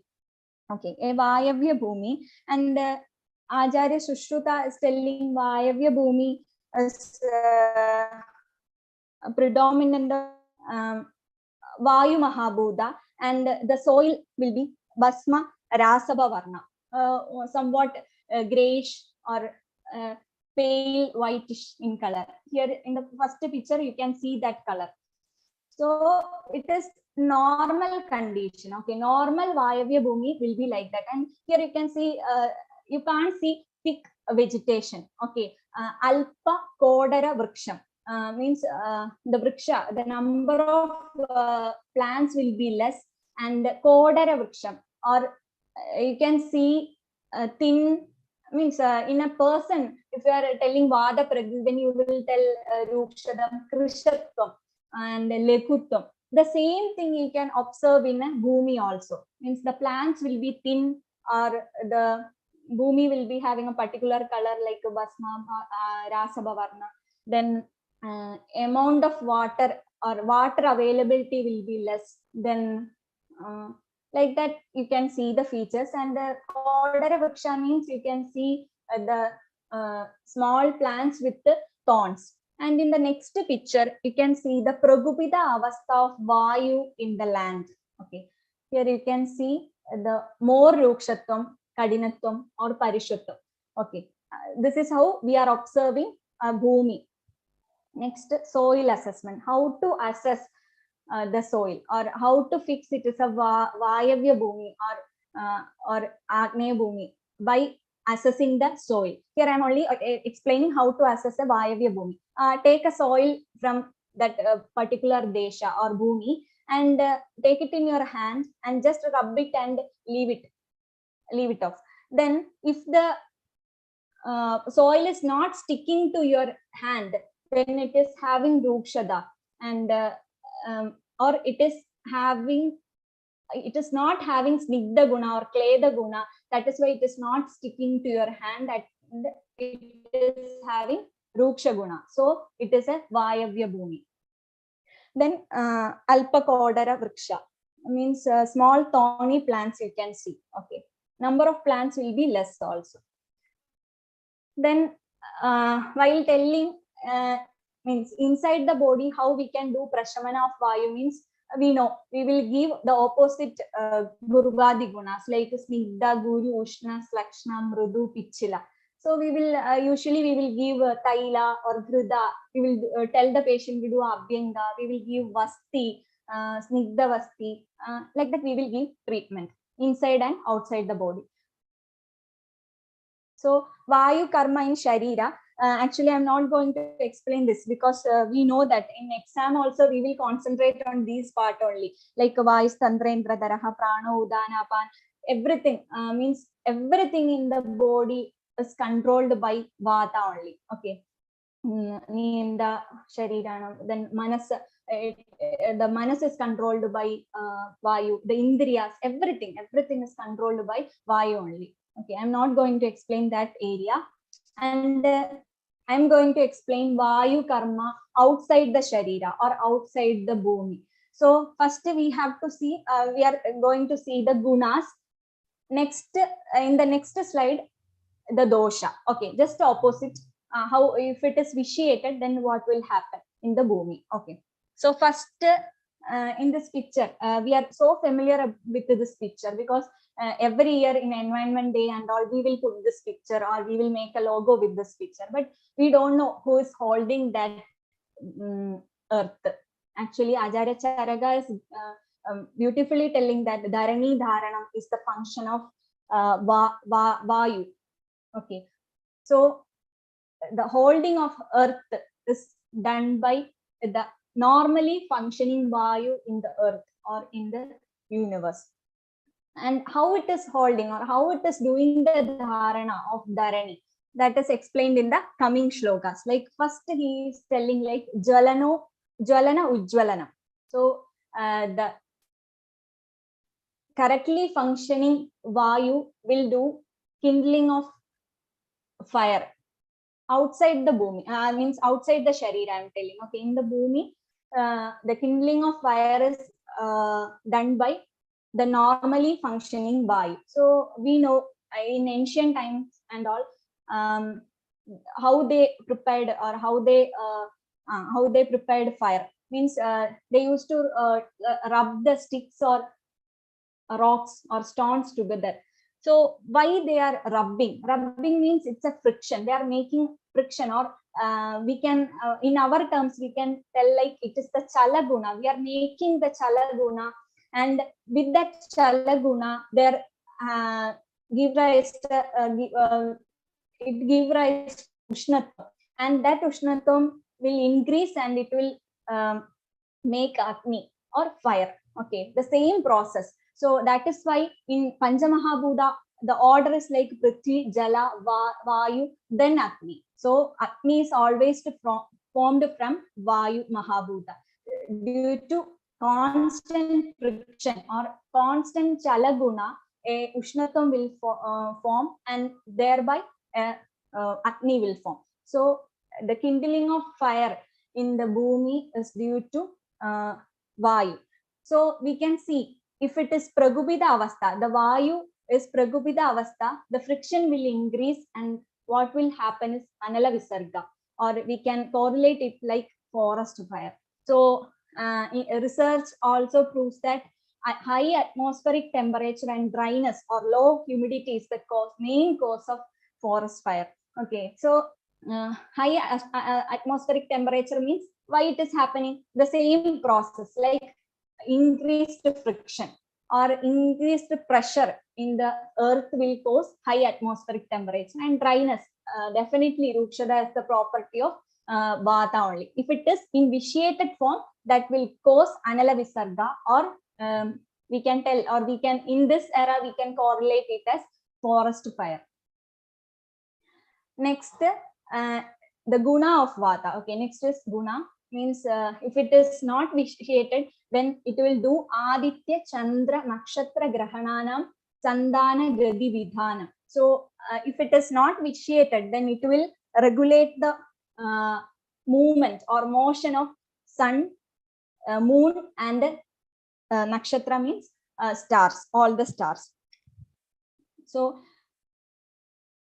you know that solar system and all. Then if it is vitiated, this Vata, which is moving outside the body, if it is vitiated, then the movement of this Aditya, Chandra, and the nakshatra will change, and that will cause one of the complication will be Utpidanam Sagarana, means the heavy tides or heavy or high tides in ocean. That also we can correlate like floods or tsunami. More than flood, it is tsunami, like natural calamities. So it is proven that the tides are caused by the gravitational force exerted on the earth by moon and sun. Okay, so it is the gravitational force. So here also Acharya already told that Vayu is controlling this type of movements, and the importance of solar system over this type of calamities also Acharya already explained. So this is eye-opening information. And another complication is Agambanam cha Bhumehe. So Agambanam cha Bhume, you know, Agambanam means we can correlate it to earthquake. Okay, nowadays we are seeing it. So actually, tectonic plate. Okay, tectonic plate is Earth's outermost layer, and that tectonic plates are always moving slowly. Okay, moving slowly means it is the guna of vata, the correct or the normal function of vata it is doing, and sometimes it gets stuck by its edges, and sometimes it will overcome that stuck.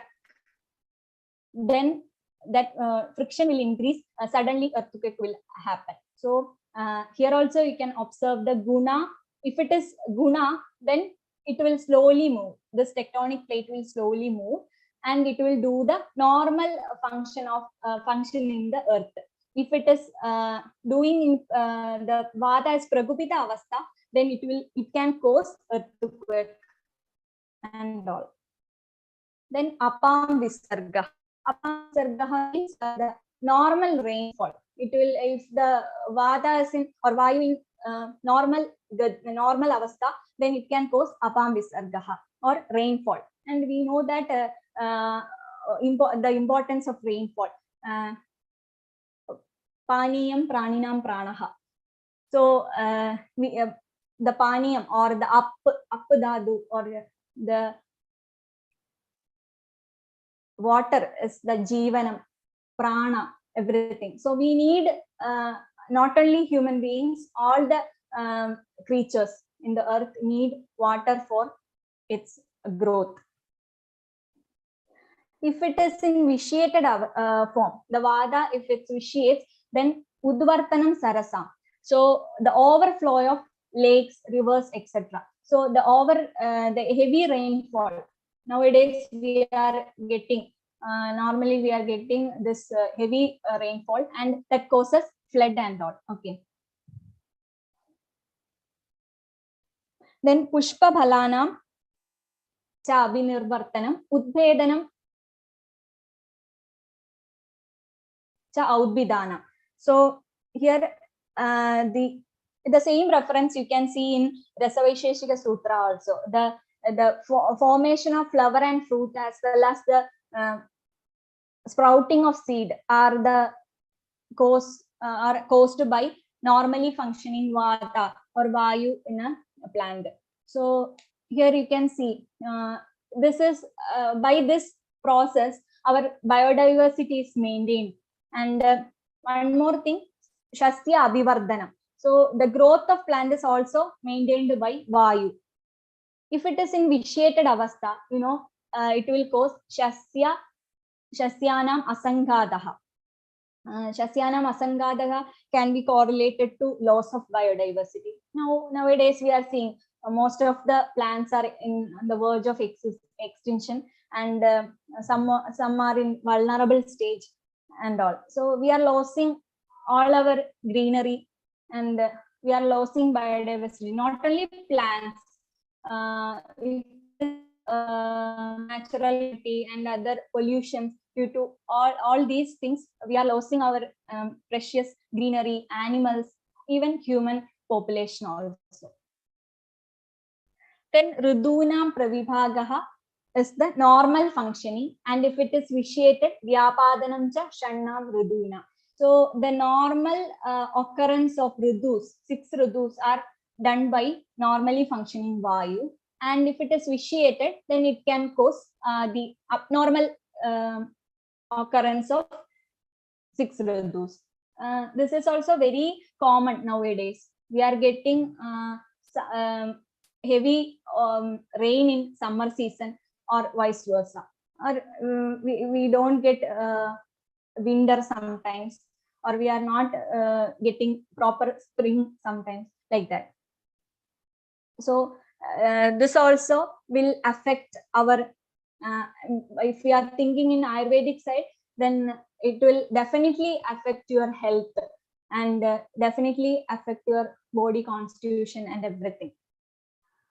So here while studying this chapter during BMS, we used to think in only as a human being, means as a Vaidya, like we only tell about how how Vata is acting in body, like what are its gunas and what are its dosha inside the body. But after many years, I started thinking like that, and it's only my observation, like we have to think like Vayu is also having the guna and the dosha outside the body. So how we can overcome, or how we can do the prashamana of pragubhita vayu outside the body, that is also very important. Means how we can do the prashamana of pragubhita vayu that we are seeing in the bhumi or earth, because this pragubhita vayu is the cause for all the natural calamities that we are facing nowadays. So the only remedy is providing the opposite gunas. Okay, like what we are doing in Chikilsa, the same Chikilsa we have to apply in Bhumi also, because providing the opposite guna. How we can provide the opposite Gurvadi guna in Bhumi? Because we are seeing in all the natural calamities, we are seeing the excess Vada gunas, like, or Vada dosha, like Rukshatam, a heavy Rukshatam, excess Parishatam, excess Darunatam, excess Shidatam, etc. So we can control it by giving opposite Gurvadi gunas. How we can give means we can provide Snigdatam, we can provide Mridutvam or Slakshnatam to the Bhumi. How we can provide means, first is conservation of ecosystem, and that is more important. While I'm telling ecosystem, it's not the common ecosystems, but wetland ecosystems. Okay, wetland ecosystem means, wetland means up Mahabhuta is there. So mainly Myristica swamp forest and mangrove forest, we have to conserve them. Then only we can regulate the temperature rise, and we can regulate the proper humidity in the earth. Nowadays, Myristica swamp forest and mangrove ecosystem are very rare to see. So we have to conserve them.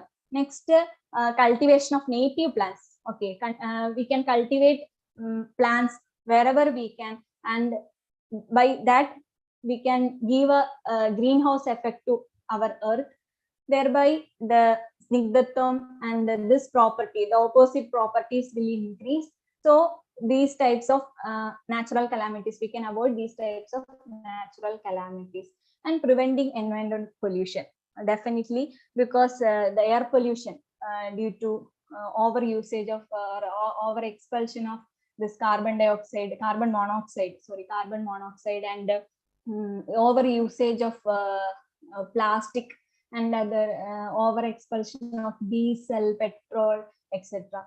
This will cause Janapada Uddhamsaniyam, and this will cause definitely some diseases and pandemics. So by avoiding these types of pollution, we can maintain we can do the prashamana of pragubhita vayu in Bhumi. So by this, I would like to conclude my presentation. And why not Pitta Kalagalyam, and why not Shleshma Kalagalyam or Kapha Kalagalyam? That is also a question, because Vada is not only a Tridosha. Everywhere you can see, you can't live a minute without Vada, because one synonym of Vata is Shosana, because you are always breathing. Without breathing, you can't live in this world. So Vata means Acharya concluding this chapter, like he is praising the Vada, like Vibhu, Vishnu, Kranda, Lokanam, and also he is telling Mrityu Yama. So like Tapan Kumar sir told, it can end up the world, or it can it will be a merging of world or end of the world. It will be due to Vata only. Mrityu will be only due to Vata. That is why in the birth and in the death, we will take a breath. First, the life will start with a breath, and life will end with a breath. Okay, Uchvasam and Vishwasam. That is definitely that will happen, and the earth will also end up or with the Vayu only. So that is why Acharya is calling it as Mrityu. At the same time, Acharya is calling it Vibhu, Vishnu, Kranda, Lokana. And that means Vishnu means we know the Paripalana, the god of Paripalana. If you are maintaining the Vayu inside or outside the body, it will definitely do the Paripalana of your body. And he is concluding the shloka like Vayureva Bhagavaniti. See how beautifully Acharya is correlating dosha or so-called Mahabhuta as a Bhagavan. And if you are praising him or if you are daily maintaining this Bhagavan, then you can peacefully live in this world without any disease, without any natural calamities and all. Thank you. And also I would like to take this opportunity to thank Vishwa Ayurveda Parishad and Independent Research Society and MedPharma. And then I also take this opportunity to thank all my beloved gurus, especially Ramdas sir, my Sanskrit guru, who suggested my name for this webinar. Then Pavan Kumar sir, for giving this opportunity to take the class. Then my parents, all my friends and colleagues, and my dear students for their support. Thank you.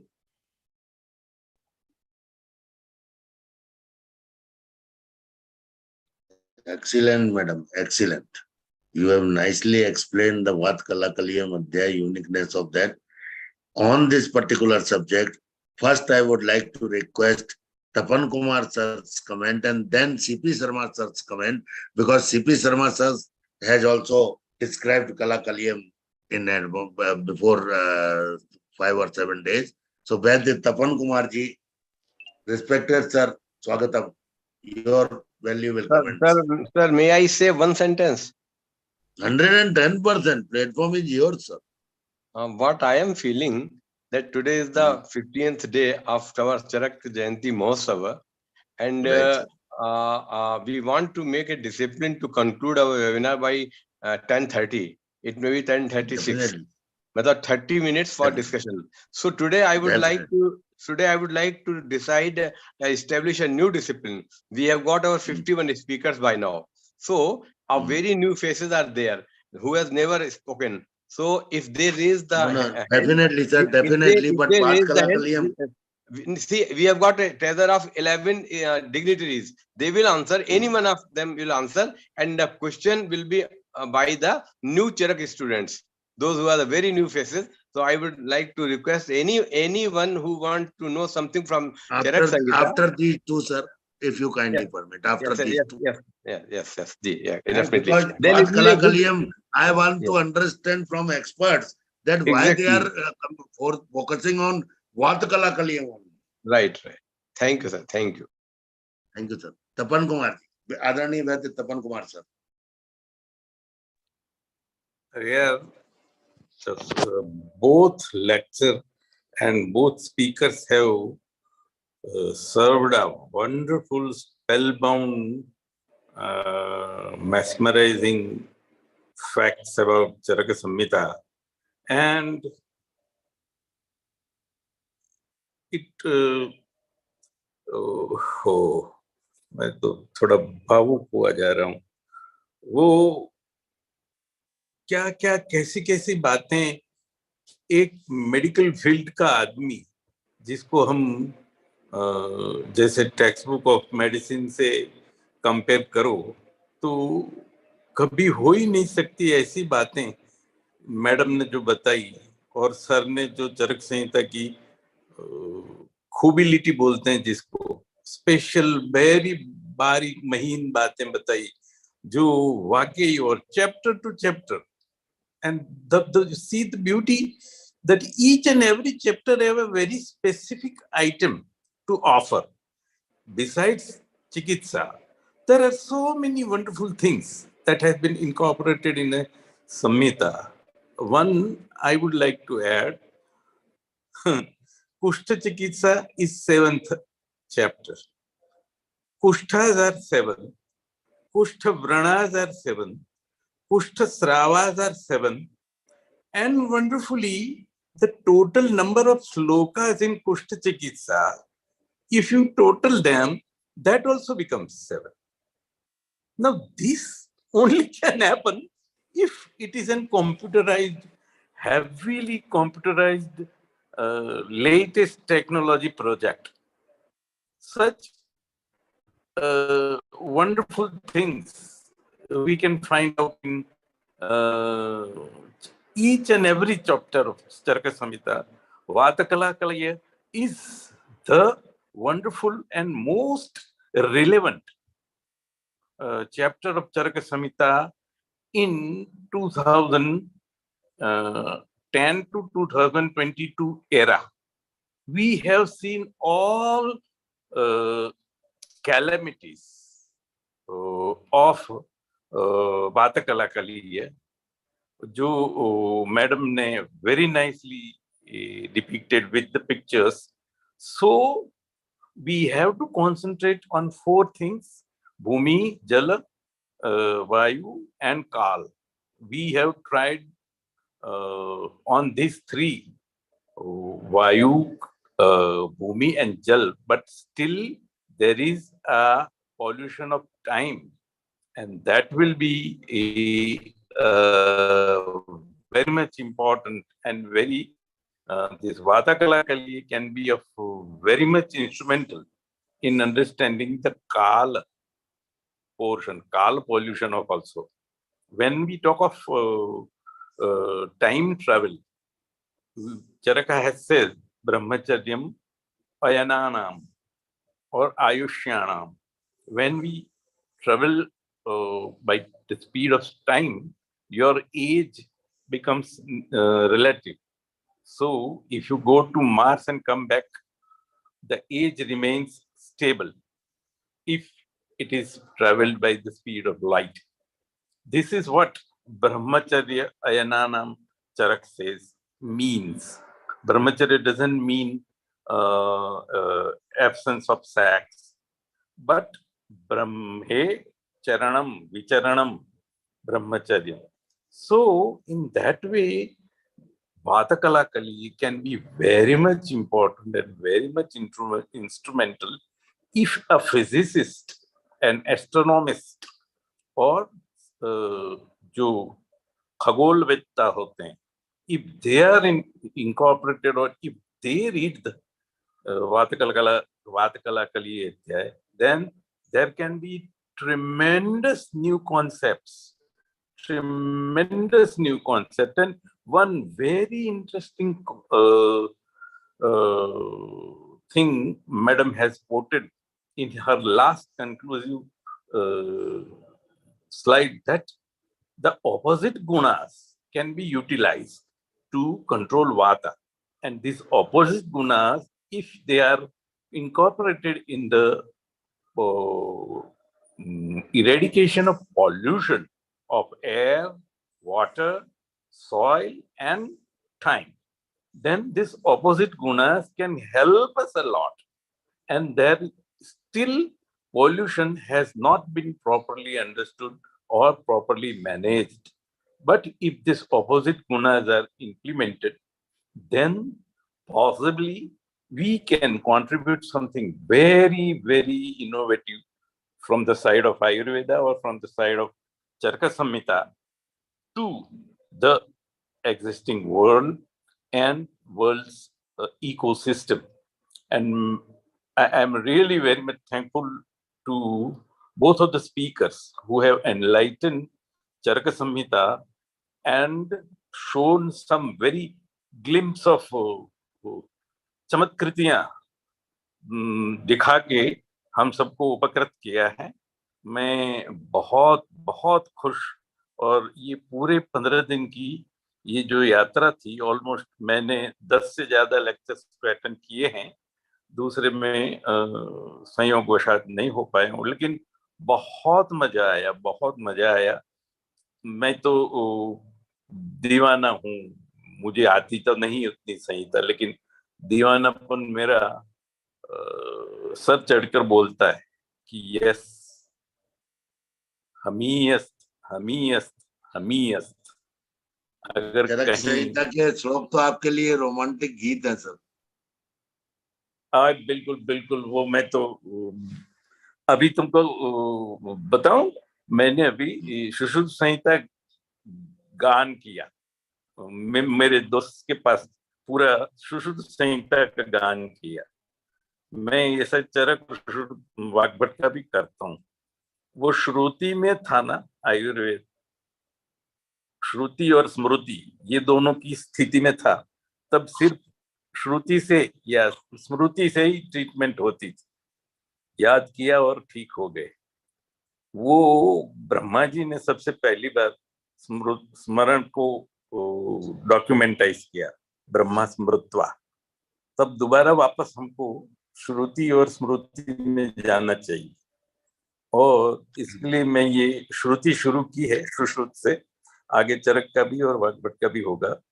और जैसे आपने आज चरक संहिता को conclude किया है, I will strongly propose you that if you in the same way try to have 15 days for Sushruta also and try to have 15 days for Vagbhata also, then there will be a three-dimensional picture of Ayurveda at the feet of Vaidyas, with the eminent speakers and their understanding of different samhitas. And the last, I would like to say, samyag hitam pratipadyam yasya sa samhita.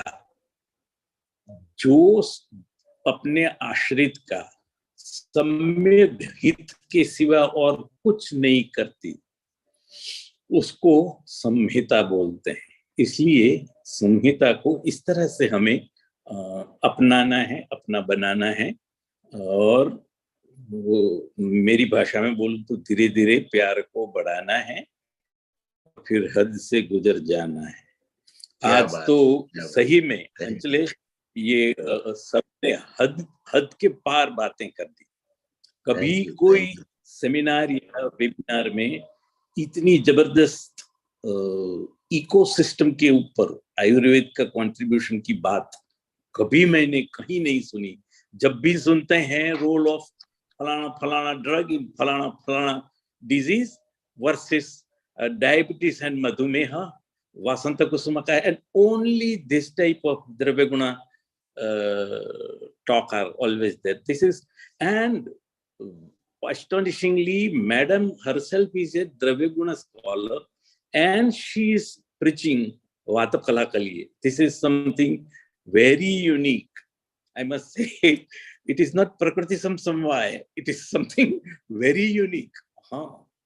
Otherwise, Dravya Guna people are very seldomly talking about this type of aspects of environmental contribution of Ayurveda through Vata Kala Kaliye. I am extremely thankful, and मेरी ओर से जादू की झप्पी हमारे अंचलेश को, जिसने इतना wonderful दिल को छूने वाला प्रोग्राम किया। आप सब लोग उसमें शरीक हुए, आप सब लोगों ने आशीर्वाद दिया, अपना वक्तव्य दिया। आप सब से लाभान्वित हम सब हुए हैं, आप सब से हमारा आप्यायन हुआ है। और सबसे ज्यादा मजेदार चीज क्या है कि संहिता खुश हुई। अगर संहिता मोगेम्बो है तो मोगेम्बो खुश हुआ। क्या बात, खुश क्या हुआ। बात है। हाँ जी, थैंक यू। इसलिए अब हम सब पर सम्यक हित की वर्षा संहिता करेगी और हम सबका कल्याण होगा। आपका आदेश सिर आंखों पे सर। आप मुझे केवल भागवत जी का जन्मदिन और सुश्रुत जी का जन्मदिन बता दीजिएगा, अपन 15-15 दिन का सुश्रुत का जन्मदिन, वो धन्वंतरी का जन्मदिन लेना पड़ेगा। हाँ। और वाग्भट ने अपने अंत में बताया है कि वो सिंधु प्रदेश से थे, means he was a Sindhi fellow, and Sindhi fellows usually consider their नूतन वर्ष बाय चेटी चांद, चंदी पड़वो. Okay. Okay. So Okay. that can be considered as Vagbhata Jayanti. Thank you. So Thank you. Thank you for. yeah. We can arrange that way: Vagbhat Pakshik Okay. and Sushrut Pakshik. Thank you, sir. Thank This you is very my much. suggestion. Thank you. And love to all. Love everybody and let love everybody Vaidyas and enjoy the Samhitas abundantly. Jai Ho. Thank you, sir. Yeah. Thank you, sir. मैं आज अग्निहोत्री जी से क्षमा युक्त प्रार्थना करूंगा. आज concluding session है sir, 12 तक चलता था, आज 11 तक चलने दीजिए. केवल सीपी शर्मा जी को मैं पहले कलाकलिए पे आमंत्रित करना चाहता हूं, फिर स्टेज आपका है, जैसा आप आदेश करेंगे वैसा होगा. डॉक्टर सीपी शर्मा जी, आदरणीय doctor CP Sharma ji, please unmute yourself. Welcome sir, welcome.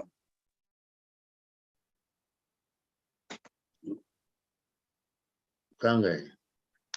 नहीं, मेरा मन ये था कि बच्चे जो जुड़ते हैं जैसे दो, बिल्कुल सर, तो उनकी बात नहीं आ पाती है. वो चरक के नहीं, प्रति अभी आ जाएगी सर, कल से आ जाएगी. कल से, आज अपना समापन समारोह है तो विशिष्ट व्यक्तियों को पहले कल से आ जाएगी. कल से अपन वो नियम कर देंगे, लेकिन आज तो अपना समापन समारोह है.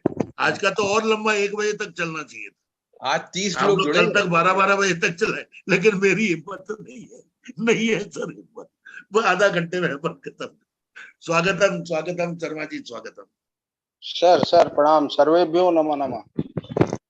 बात कलाकली पे आप बोले थे, और आपने इतना सुंदर विस्तृत विवेचन किया था, दैट्स व्हाई को आपके बिना आज का बात कलाकली पूरा नहीं हो सकता था. नहीं सर, ऐसा नहीं है. ब्रीफ, लेकिन आपसे मैडम की प्रस्तुति बहुत अच्छी रही. भले ही वो प्रस्तुति बायोडाइवर्सिटी और द्रव गुण की तरफ गई, परंतु आज आयुर्वेद पोषक है. निश्चित ही बात कली अध्याय की एक महत्व प्रतिस्थापित करती है. इसके लिए मैं उन्हें साधुवाद देता हूं, और उनके सोच को भगवान धन्वंतरी और आचार्य चरक उनकी चरकमयी व्यवस्था सोच के लिए प्रेरित करते रहे, और उसमें वो तन्मयता से लीन रहे. हमारे प्रथम वक्ता थे आदरणीय अनूप जी के द्वारा जो अतुलनीय चरक का अमृतमयी मंथन हुआ, उसके लिए मैं अनूप जी को ढेर सारी शुभकामनाएं और साधुवाद और धन्यवाद देता हूं. विश्व आयुर्वेद परिषद और आपकी सोसाइटी के माध्यम से ये जो अमृत मंथन हो रहा है, ये अमृत निश्चित ही आयुर्वेद के अमृतमयी व्यवस्था के लिए उपयोगी सिद्ध होगा, ऐसा मेरा विश्वास है. अब बात आती है बात कलाकली अध्याय की, जो मैडम द्वारा प्रस्तुत की गई. निश्चित ही जहां आचार्य चरक, मैंने जहां मेरा वक्तव्य था उसमें मैंने ग्रेडेशन किया था आचार्यों का. उसमें देव ऋषि के बाद फिर हमारे महर्षि आए थे. महर्षि के बाद फिर राज ऋषि आए थे. राज ऋषि के बाद फिर ऋषि कल्पना, ऋषि परंपरा हमारी पृथ्वी पर. देव ऋषि तो देवलोक में थे, और उसके बाद हमारे आचार्यों द्वारा, चाहे वो आचार्य भारद्वाज रहे हों पृथ्वी पर लाने वाले, या जो हमारी परंपरा रही है आयुर्वेद अवतरण की, ब्रह्मा स्मृता आयु सुविधा प्रजापति मृदगचे तत्सुनि व्याम इंद्र, ये परंपरा के बाद जो अभी हमारे तपन जी कह रहे थे, श्रुति परंपरा प्रचलन में थी. जब यह पांडुलिपियों में आई, उस समय अग्निवेश कृते तंत्रे चरक प्रतिसंस्कृते दृढ़बल संपूरिते. तो अग्निवेश द्वारा जो ज्ञान दिया गया सूत्र रूप में, आचार्य चरक ने उसका प्रतिसंस्कार किया, और आचार्य चक्रपाणि ने और आचार्य गंगाधर राय ने इसकी जो वैज्ञानिक टीका की, उस वैज्ञानिक टीका का यदि थोड़ा सा बात कलाकली अध्याय के बारे में अपन वो करें विचार, तो बात कलाकली अध्याय में जो मैंने उस दिन भी कहा था कि बात अर्थात चरक को हम जैसे कहा ना मैडम ने, निदाने माधव श्रेष्ठा चरकेतु चिकित्सतम, तो उस समय की जो न्यूरोलॉजिकल डिसऑर्डर थे उसका श्रेष्ठतम चिकित्सक अपन चरक को कह सकते हैं। तो बात कलाकली अध्याय में मैडम ने जो साई मैडम ने, साई लक्ष्मी जी ने पांच भौतिक व्यवस्थापन दिया और उसकी अंशांश कल्पना और चिकित्सकीय व्यवस्थापन जहां दिया था ना, विपरीत गुण द्रव्य मारुतः साम्यति, वहां विपरीत गुण द्वारा मैडम ने उस व्यवस्था को व्यवस्थित किया। साथ ही जो आज हमारे परिवेश में जो हमारी उसमें प्रकृति के साथ छेड़ के परिणाम स्वरूप जो भी व्यवस्थाएं आ रही हैं, उनमें हम कहाँ प्रकृति के साथ, जहाँ बायोडायवर्सिटी की बात आ रही है, जहाँ हम भूमि के दोहन की, अभी एक डॉक्टर साहब बता रहे थे कि एक ट्रेन चलती है जो बीकानेर जाती है, पंजाब से पूरे के पूरे लोग, उस ट्रेन का नाम ही कैंसर ट्रेन है। तो ये जो भी हम प्रकृति का अति दोहन कर रहे हैं, उसमें हमारे जो प्राकृतिक गुण धर्म है, हमारे औषधियों के, हमारे पर्यावरण के, वो सब दुष्ट हो रहे हैं। उसकी परिणति है कि अनागत अविचारणीय, जिनके बारे में आचार्य चरक ने तो खुला कह दिया कि भाई आप दोष दोष की कल्पना करिए, व्याधि की चिकित्सा करिए, ये सब व्याधियां आ रही हैं। तो हमें यहाँ पर पूरा एज ए होल, चाहे वो जनपदोध्वंस वाली बात हो, चाहे हमें किसी दोष विशेष, या हमें देश की, काल की, अग्नि की, देह की, इन सबकी पंच भौतिक परिकल्पना को प्रतिस्थापित करते हुए बात कलाकली अध्याय की क्लिनिकल एप्लीकेशन की महत्ता स्थापित करना होगी। और जहां तक मैडम द्वारा जो प्रस्तुति की, मैंने तो केवल एक मेरा वैशिष्ट था, जो वो चार्ट था जिसमें मैंने आंशिक व्यवस्था दी थी पांचों वायु की, पांचों महाभूतों के अनुसार, उसके अनुसार उनके कर्म और वो बताए थी। तो ये सब जी सर, इसलिए मैं इन्हीं शब्दों के साथ नवागंतुक जो भी हमारे श्रोता हैं उनको आमंत्रित करते हैं। पवन जी को बहुत बहुत साधुवाद, और पूरी सोसाइटी को, इंडिपेंडेंस रिसर्च एथिक्स सोसाइटी को ढेर सारी शुभकामनाएं इस आयुष समृद्धि कार्यक्रम के लिए। साथ ही तपन जी के उस मत का मैं समर्थन करता हूं कि तपन जी ने भागवत और सुश्रुत के लिए भी साप्ताहिक, हमारे यहाँ सर एक और व्यवस्था है कि हमारे बृहत्त्रयी के साथ साथ लघुत्रयी का भी एक कल्पना है। यदि हम लघुत्रयी में माधव, सारंगधर और भाव प्रकाश को भी ले लें, तो हमारी ये श्रृंखला निरंतर पूरी साल भर चलती रहेगी और चरक पर ही जाके खत्म होगी। जय महादेव, जय महादेव। ठीक बोले यार Agnihotri sir, now stage is yours. प्रणाम सर, प्रणाम। चरक पर नहीं, वो तो फिर आचार्य प्रिय शर्मा जी तक आ जाएगी। आ जाएगी सर, हम तो अग्निहोत्री साहब तक लाए, हम तो अग्निहोत्री साहब तक लाएंगे, बिल्कुल इतिहास, पूरा इतिहास रचेंगे आयुर्वेद। श्रोता सब चले जाएंगे, श्रोता चले जाएंगे, कहीं नहीं जाएंगे, श्रोता इतने बढ़ जाएंगे कि यू विल वंडर सर।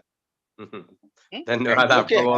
हमें तो अमृत निकालना है, उस अमृत आयुर्वेद से ही निकालना है, उससे हमें दीर्घजीवी बनाना है पूरे ब्रह्मांड को।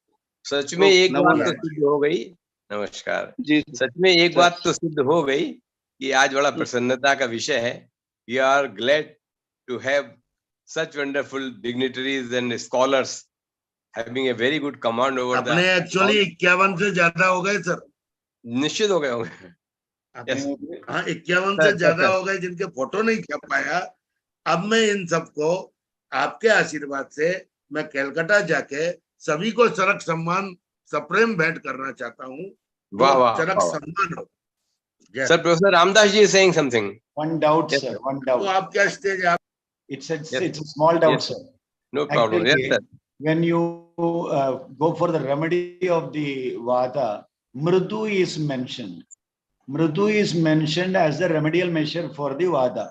If you take the opposite of Mridu, Kadina has to be there in the Guna of Vata. But Kadina is not mentioned at all in the Guna of the Vata, either of the Vagbada or Charaga or anybody. They are not mentioning the Kadina as one of the guna of Vata. So how this justification can be done? Sladane Shakti is the Mrudu, Dridane Shakti is Kadina. But Dridhanam, how the Vada is doing the Dridhana, and how can we use the Mrudu in that one as a Chikilsa opposite, Viparita Guna, Vriddhi Samane Sarvesham, Viparita, that methodology, how the Mrudu can be applied over there? It's a big doubt, sir, because Kadinatvam, how Vada causes the Kadinatva, and how the Mrudu is applied to reduce that Kadinatva. Is there any clinical explanation for that, sir? Yes, sir. Yes, sir. Sir, I एक can minute give sir. you. I am not Samhita. Just a sec, sir. I am not Samhita expert, but by presence of mind, we can take the example of scar. Pranavastu is kathor due to Vayu, and we are applying our ointment in soft mradu. That is mradu. I am a cosmetic person. That's why I am by presence of mind. Because dryness every time creates kathorta. When we are drying Yes, something, that will be kathor. Sir, is it because of the Gharatva or Rukshatva the Kadinatva is coming? Is it because of Gharat property or? Sorry. Here you can guide me. I am sorry. Rukshatva is causing the Kadinatva or Gharatva is causing the Kadinatva? This is another doubt in me.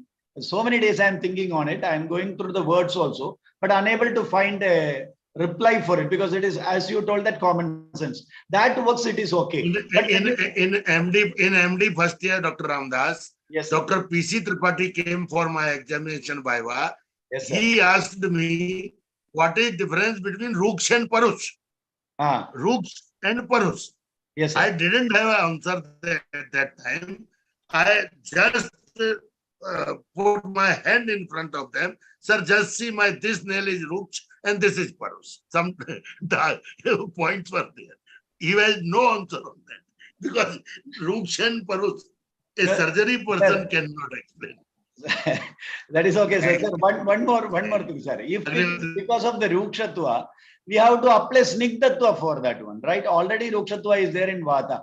If the Kadinatva is because of the Rukshatva, then Snigdhatva is sufficient. Why we go for Mrudutva and why we use the terminology that Mrudutva over there? Sladane Shakti. This is what is the real things that which give a lot Definitely we will discuss this point in next week. CP Sharma sir was planning to tell something. Sir अंशांश कल्पना तो करिए sir. अंशांश कल्पना में जहां हमें सार्वभौमिक रूप से हमने बात का एक सामान्य विपरीत गुणैर द्रव्य मारुतः संप्रसाम्यत आचार्य कह गए. परंतु ये हमारा विवेक है. हमें अंशांश कल्पना करना है कि चरक हमारा पित्त कहाँ जुड़ेगा, कफ कहाँ जुड़ेगा, पित्त उसको खर पाक करेगा, फिर वो उसके साथ जब कफ जुड़ जाएगा तो इतना कठिन हो जाएगा, तोड़ नहीं पाएंगे अपन. जी sir. Okay sir. Thank you sir. Thank you very much sir. Thank you very much. Yes, now I will start. Yes, sir. Yes, भाई बताइए. सर कुछ कहना चाहते हैं? Yes. संधान कर शरीरस्य and Vayu vibhajati. There are two references. When the Vayu संधान कर जब वो ज्यादा संधान करता है तो वो संहति को बढ़ाता है और संहति काठिन्य को बढ़ाती. उस कठिनता को डिस्पर्स करने के लिए मृदुता उधर अप्लाई करनी होती है. वहां वायु विभजति वो वाला कर्म अप्लाई करके वो संहति भाव को डिस्पर्स करना होता है. वो काठिन्य को मृदुता की ओर ले जाता है. मृदु गुण से कठिनता दूर नहीं होगी. मृदुता होगी, कठिनता दूर नहीं होगी. कठिनता को डिस्पर्स करना है, उसके छोटे छोटे फॉर्म में उसको तोड़ के उस जगह की काठिन्य को कम करना है. और फिर वो छोटे छोटे दोष हो जाए तो फिर वो स्रोतस में पोस्ट में ला सकते हैं निषेधन के बाद. तो पहला काम वायु के विभाजन का उस जगह पर करके वो मार्दव है. वो काठिन्य दूर करना, वो मार्दव है। मृदुता वो नहीं जो हमारे सोफे में होती है, वो हाँ, it is an matter of dispersing or saponification. You understand very well. That is the mrudukarana. Means making the globules in small parts. And that also can be done with mrudu guna of soap. Here, can I one more ask? This urinal stone comes, you know. Are we doing the mrududa over there in that stone to break it into powder? Can we take it as an example? Yes. Sharo hi amlatam prapta madhuryam bhajate narasya. This has been quoted by Charak in Visha Chikitsa or somewhere else. In the same way, when we apply Nimbuswaras in a calcium oxalate originated ashmari, then that both the Kaঠিnya is it will be softer. Yes, and in the same way, when there is an uric acid calculus, we use Swarjikaksha. Then also it gets powdered and get out of the surface. So this also is a blocking or breaking into small portions of the pieces that can, without pain or without any problem, can be expelled from the body. Then for that also, a supporting avapidaka gruta prayog is also done to make the path snigdha in the way that एक चम्मच खाने के पहले और 2 चम्मच खाने के बाद गाय का घी देते हैं सुबह शाम. Then it facilitates the srotas, Mutrava srotas by snigdhata, and thereby cracked or broken out ashmari gets out.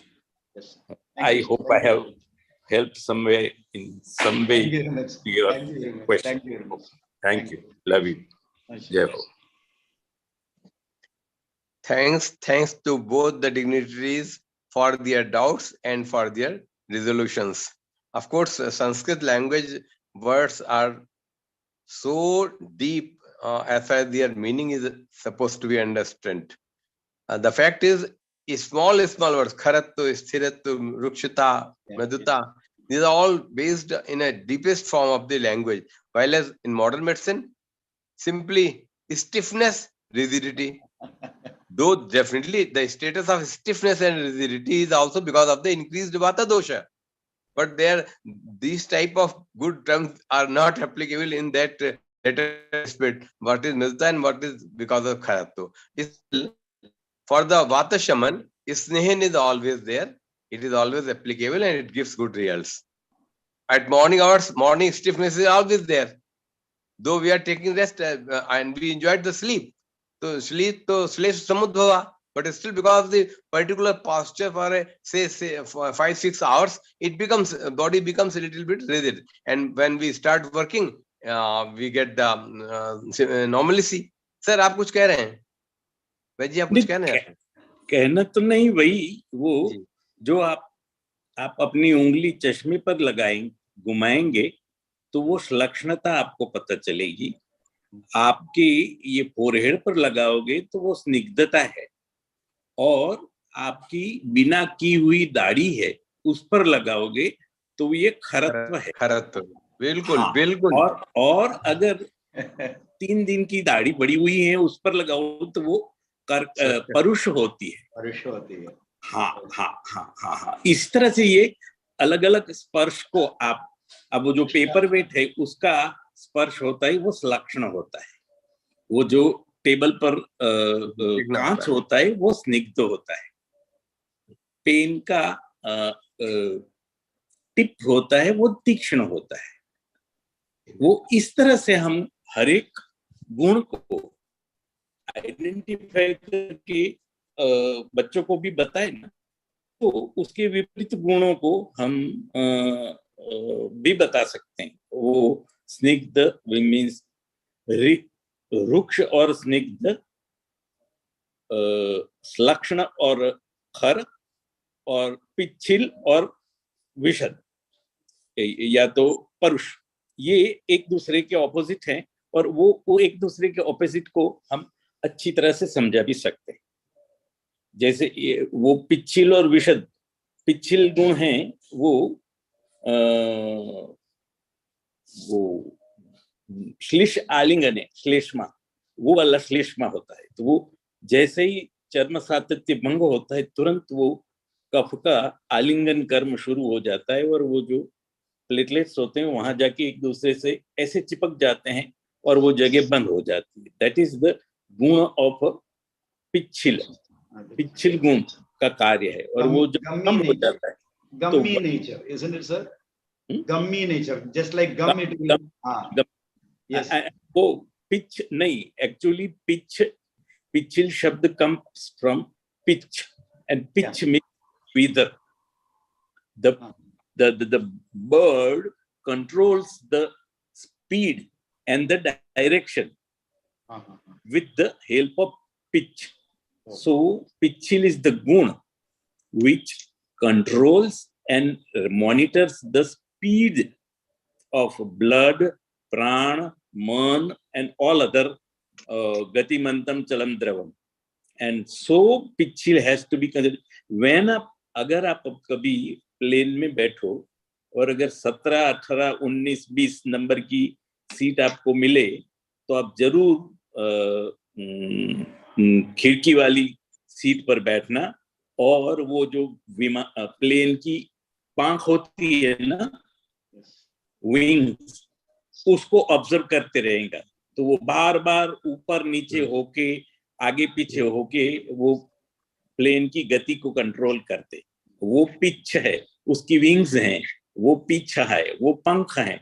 उसी तरह से शरीर में जो पिच्छिल गुण है वो सभी गति को कंट्रोल करता है, सभी गति और दिशा दोनों को कंट्रोल करने का काम पिच्छिल गुण करता है। और वो जब बढ़ जाता है तो गति कम हो जाती है, जिसको बोलते हैं खून गाढ़ा हो गया और उसके प्लैक्स बन जाते हैं, गट्ठे हो जाते हैं और वो एथेरोस्क्लेरोसिस और plaques and blockers and thrombus and whatsoever रसदोषकता ग्रंथि हो जाती है। And in that way you have to use विशद गुण द्रव्यास, जस्ट लाइक नागरवेल का पान जो हम खाते हैं, हमारे अंचले जो सुपारी खाते हैं, तो ये सब विशद गुण होते हैं। वो पैच्छिल्य को कम करके गति और दिशा का प्रॉपर प्लान करते हैं। ये गुणों का आदान प्रदान और एक दूसरे के ऊपर वो चलता है। और ऐसा पिंड ब्रह्मान्याय है, जैसे प्ले यावंतो ही भावा प्लेने तावंतो ही देहे, यावंतो ही देहे तावंतो ही प्लेने प्लेनोयम पुरुष संहिता। ये भी Thank you very much, sir. Thank you very much. अब सोने का टाइम हो गया, please allow me to practical examples, very practical examples given by you to just make it understandable. Otherwise these words are very complicated as far as their activities are concerned. मेरे फंडे clear हुए sir बुढ़ापे में। आपका पुरुष clear हो गया, आपका पुरुष।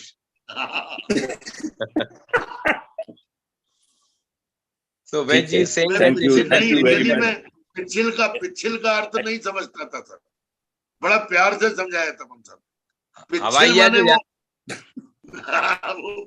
हवाई जहाज में ज्यादा चलने लगे हैं ना, खिड़की वाली सीट, इसलिए समझ में आ गया, इसलिए समझ में आ गया है। पिच्छिल को पिच्छिल करके समझाया है। अब thank you very much for this wonderful discussion. I will have to leave now. It is the time. Thank you, sir. Thank you. Go. Thanks to both of you for your question and clarification. It's our pleasure that you are with us, and we will not be hurt by any of the obstacle in your presence.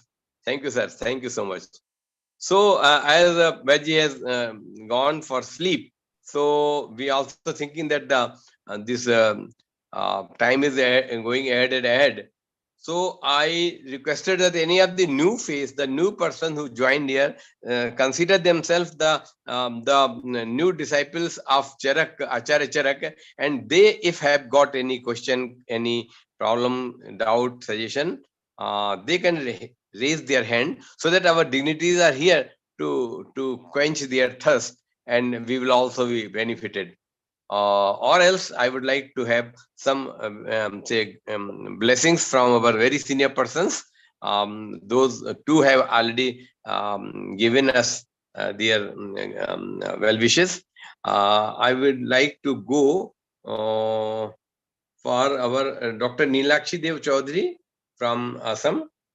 Madam, if you are here, say some words to our today's webinar. It's a closing day on Charak Sangita celebrations. Sir, Yes, it was a really nice seminar today, and Yeah. especially the discussion on gunas and Dr. Lakshmi ma'am's illustrations of what gun with environment and also in the body, and now the special Pischila guna, which was been explained by Tapan sir, was also very good. That's why that's why, sir, because of this Pichila guna, we are giving it in Picha Basti. It has got a relation, I suppose. In ulcerative colitis, they're giving Picha Basti, sir. So I think this quality of the guna has an effect there. So it was very interesting when sir spoke, the concept came, and it was very interesting, sir. I enjoyed the talks. Thank you, sir. Thank you, ma'am. Thank you. I think it is your say doubt or your question that could it be related with the Picha Basti and Pichal Karma? Yeah. Of course, when we give the Basti, the area or the seat of Basti itself is the where we do Basti below the umbilical region or the umbilicus. So Yeah. naturally, in that way, it can be supposed, and making it a little bit lubricated and removing away or suppression of the Vata dosha vitiated there, the Vasti karma is observed. So in that way, it can be correlated as such, because our aim is to subside the vitiated Vata dosha. Yes. That's what we go for the Vasti karma. Well, thank you, ma'am. Thank you, sir. I think Dr. Anup Gakhar sir, if he is here, I would like to have some words from him as a say feedback system. Though he narrated, he not only put the Chintan over Charak Sangita, but he put the Manthan over Charak Sangita, and straightway with the very simplest word, with a very free flow, he presented his whole of the topic. I am really glad to hear, and it's our great decision to have his speech over the concluding day. So, Professor Anup Gakhar sir, you please give some feedback over our today's webinar. जी sir, ये तो मेरा बहुत अच्छा सौभाग्य था आज मैं इस पार्टनर बन गया आपके कार्यक्रम का, क्योंकि आज मैं बहुत ही लेट फ्री हुआ वहां से, और फिर भी अच्छा सर आपका ये जो अप्रोच है ना, क्योंकि जितने भी सिद्धांत है ना इसमें चरक में, अभी तक हम लोग बहुत पढ़ते भी रहते हैं, लेकिन फिर भी बहुत सारी बातें ऐसी हैं जो अभी तक उसमें कंट्रोवर्शियल लगती हैं, यद्यपि कुछ कलाकारों ने उनका उत्तर भी दिया है ना। तो कभी आप इस हिसाब से, जैसे हम लोग कभी कुछ कंट्रोवर्शियल क्वेश्चंस हैं कुछ जो हमें लगते हैं, तो एक बार हम उस पे डाल के और आपस में एक डिस्कशन करें, जैसे है ना। तो हम जस्ट लाइक फॉर एग्जांपल कुछ जैसे जो मेरे को भी कभी करते रहते हैं, ये कहते हैं कि हेमंत ऋतु में जठराग्नि प्रबल होती है, भूखे नहीं, लंगर कर्म नहीं करना चाहिए, उपवास नहीं करना चाहिए, ठीक है। फिर वहां पर लिखा हुआ है शिशिर ऋतु में लंघन करना चाहिए, ऐसे रेफरेंस है। इस प्रकार के बहुत से हमें जो लगते हैं कि जो अपने आप में सेल्फ कॉन्ट्राडिक्टरी, मैंने वैसे कुछ लिस्ट बनाई हुई है, कभी ऐसे डिस्कस करेंगे किसी और प्लेटफॉर्म पे कि उनका क्या कारण हो सकता है। और चलो चरक के ऊपर आपने किया, मैं नहीं सुन पाया, बाकी दिन तो मुझे नहीं पता था, लेकिन मैं इंटरेस्ट मेरा रहता है इसमें। तो इन फ्यूचर सुशील संगीता और जो भागवत है बहुत गहरा इसमें पोटेंशियल है, बहुत ज्यादा पोटेंशियल है। तो फर्दर कभी इनके ऊपर भी हम चर्चा करें। और लघुत्रय की जैसे अभी आप बात कर रहे थे जी तीनों के ऊपर, चलो लघुत्रय की अगर ये हो जाए हमारा कंटिन्यूअस, मुझे नहीं पता ये डेली चलता रहता है आपका, मैं इसके बारे में। जी पिछले 2 साल चल रहा है, 20 अप्रैल और 2020 से चल रहा है। अच्छा अच्छा अच्छा। तो हम विश्व के सभी दिवस मनाते हैं, विश्व के सभी अच्छा दिवस को लेके, और उसमें आयुर्वेद और आयुष की क्या भूमिका हो सकती है, ये इस सोच के साथ में अपने आयुर्वेदज्ञों को इन्वॉल्व करते हैं। और चाहे वो टेक्नोलॉजी से जुड़ा हुआ हो, चाहे हमारा नवीन नवीन न्यू एक्सपेरिमेंटल वर्क हो, न्यू माने इंस्ट्रूमेंट्स हो which can be helpful for the diagnosis, even और माने जो नाड़ी परीक्षा इत्यादि में काफी कुछ काम आगे हुआ है। So thank you so much, thank you very much. हम सॉरी हम आपको पहले नहीं इन्वॉल्व कर पाए, लेकिन देर आए दुरुस्त है, हमने आज आपको लिया और हमें हमारा मन भर गया। और सच बात तो ये कि आपने चरक संहिता के प्रथम पक्ष को पार्ट को छोड़ के चिकित्सा के स्थान पर इस कदर फ्री फ्लो में सारा गिना दिया, कितने भाग हैं, कितने पार्ट हैं, कहाँ पे क्या कहा गया। और एक महत्वपूर्ण बात जैसे कहा ना, ये अतुल्य है, कोई शक नहीं इसमें अतुल्य है। और धार्मिक पक्ष भी, अधर्म का मामला भी आपने उठाया, बहुत सी बातें उठाई। अब जैसे भी आपने हेमंत ऋतु में अग्निदीप होने के नाते लंघन कर्म नहीं करना चाहिए, ऐसे कुछ स्थान जब यहाँ कंट्रोवर्शियल विषय मिलते हैं, तो क्या ऐसा नहीं लगता कि ये चरक संहिता पूरी एक ही महापुरुष द्वारा नहीं लिखी गई है, इसलिए शायद कहीं कहीं पर वो भाव में फर्क आ जाता है। दूसरी चीज आपने इसे उठाया कि छर्दी के मामले में मक्षिका सेवन से छर्दी हो सकती है, और मक्षिका विष्टा से छर्दी का उपचार प्रतिषेध भी हो सकता है। अब आप बताइए, आज के युग में एक बहुत बड़ी समस्या आ गई, सब लोग कहते हैं, इवन WHO वाले जामनगर में आके यही चीज देखेंगे कि इसमें हमें एविडेंस बेस्ड चाहिए। तो मैं नहीं सोचता हूँ जीते जागते कोई भी ऐसा व्यक्ति वॉलंटरीली आएगा कि साहब हम पहले मक्षी का सेवन भी करके दिखाएं, फिर चलती मक्षी के तो नाम पर भी उल्टी आ सकती है, लेकिन मक्षी का विष्ठा को इकट्ठा करना और उसको चिकित्सा के रूप में डिक्लेयर करके देना, ये अपने में बहुत ही बड़े बिल्ली के गले में घंटी बांधने वाली बात हो जाएगी। लेकिन चरक में स्थान स्थान पर ऐसी बहुत सी कुछ अतिशयोक्ति भी हैं, या उनकी जो विजन है वहां तक हम लोग नहीं पहुंच पाते हैं, ऐसा भी हम लोग सोच सकते हैं। तो ग्रंथ बहुत बड़ा है, क्योंकि कई लोगों के सहयोग से ये आज के रूप में प्रस्तुत है, इसलिए जो कंट्रोवर्शियल क्षेत्र है वहां पर, जैसे कि आहार की बात है, 3 जगह वर्णन किया गया, आपने कहा ना, माता शिति में भी है, विमान स्थान पर भी है, और 30वें अध्याय। तो जो डिटेलिंग है वो निश्चित रूप से, अगर हम देखें पुनरुक्ति नहीं है, या एक ही विषय को स्थान स्थान पर नहीं अगर कहा गया है, तो संभवतः व्यक्तियों के ये सहयोग से ये संकलन हुआ है, इसलिए कहीं पर एक पुनरुक्ति की बात आती है, ऐसे ही कहीं पर कंट्रोवर्शियल की बात आ जाती है। तो आपका बहुत बहुत धन्यवाद, आपने हम लोगों का मान रखा और अपनी पूरी विद्वता का से हम लोगों को लाभ कराया। हम आपको पुनः याद करते रहेंगे और आपका सहयोग लेते रहेंगे। आपका बहुत बहुत शुक्रिया, बहुत बहुत धन्यवाद आपका। इसी नमस्कार। इसी क्रम में हम चाहेंगे कि हमारे आज के कार्यक्रम को आगे बढ़ाया जाए।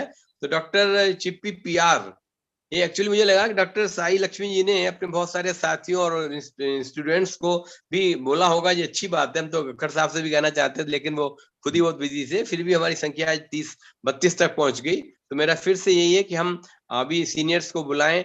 तो उससे पहले हम चाहेंगे, अगर किसी के मन में आज तक के वेबिनार्स में या आज के वेबिनार में कोई डाउट या कोई शंका समाधान या कोई सजेशन देना चाहते हैं, तो मेरा मन है कि वो अपनी बात आगे रखें। ये आकाश शर्मा जी हैं, RAMC हमारे, क्या ऋषिकुल आयुर्वेदिक मेडिकल कॉलेज से हैं क्या? अगर आप मेरी आवाज सुन रहे हैं, आपको कुछ आज के वेबिनार में कुछ बताना है, तो आपका स्वागत है। Yes sir. हाँ प्लीज, अपना परिचय देके बात बताइए।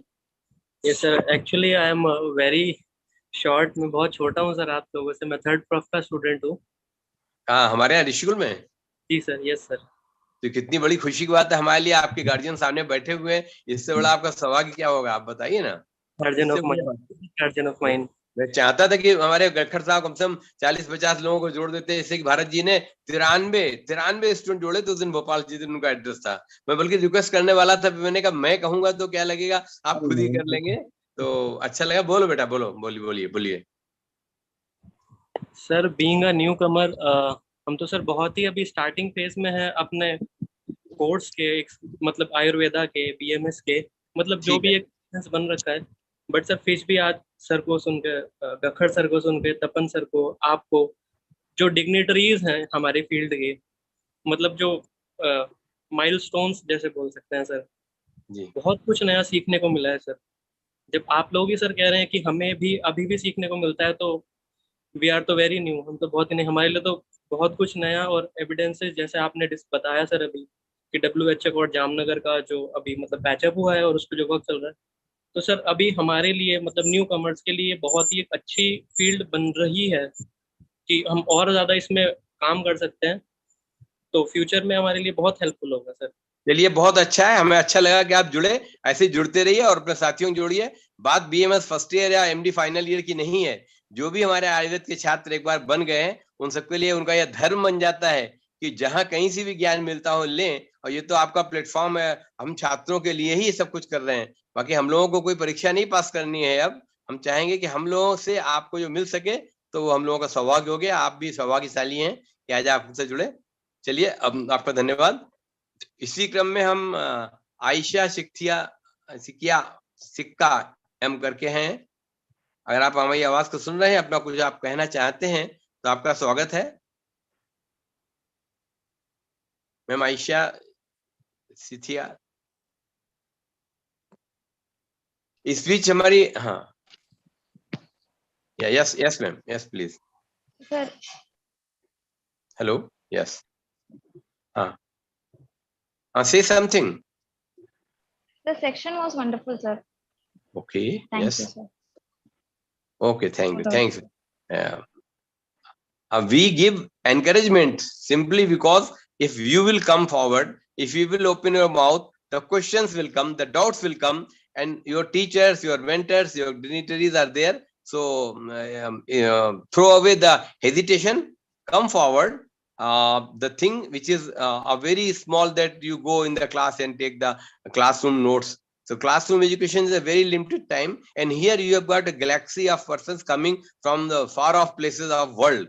So that will be your very good time. So you can involve and join other students also, the way they are interested to, and they will become interested to know more and more. Thank you, thank you.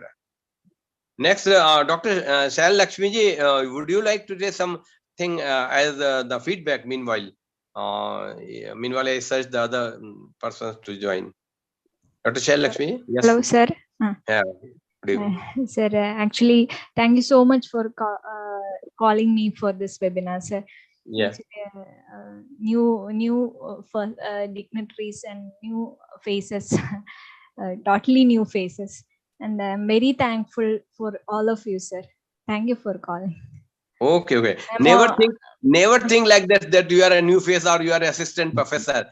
The wonderful thing is this, that you are PG in Devguna, you are assistant professor in Devgun. Even otherwise, you have got a good, say, dealing with the Charak Sangita. This is what the affinity towards the Ayurveda and towards the Charak Sangita. So wonderfully, we do hope that you will join again and again, and we will be having the best of knowledge from you. So you please continue and keep on joining us. Thank you, ma'am. Thank you, sir. Thank you. Thank you. Well, Dr. C.P. Sharma, I have taken some words from you. Meanwhile, Dr. Chippy PR, if he is listening, or this Vijyan Nair, are you here?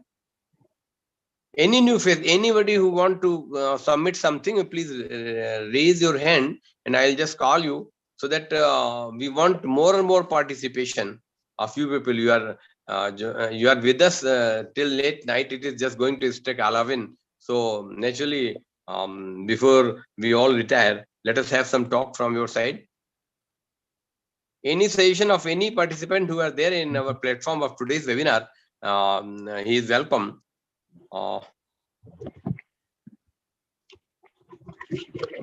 Hello.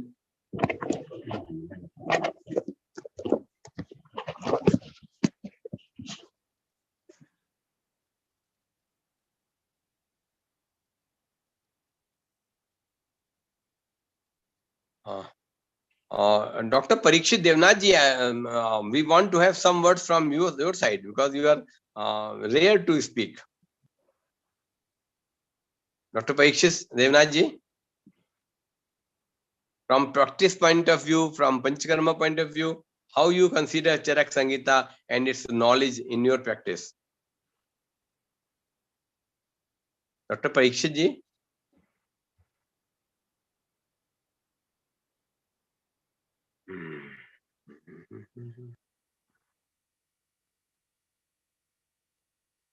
I think most of our well-wishers have taken part.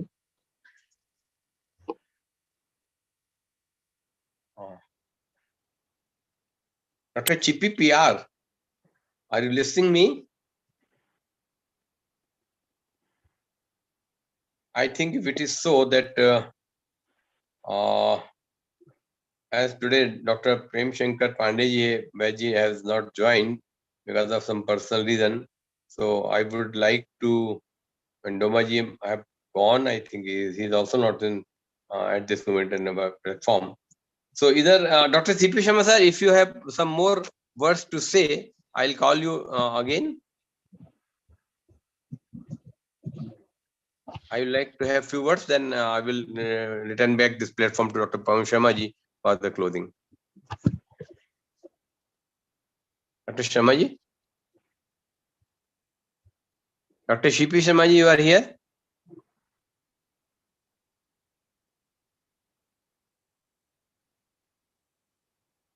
I think overall only Dr. Gakhar sir is with us.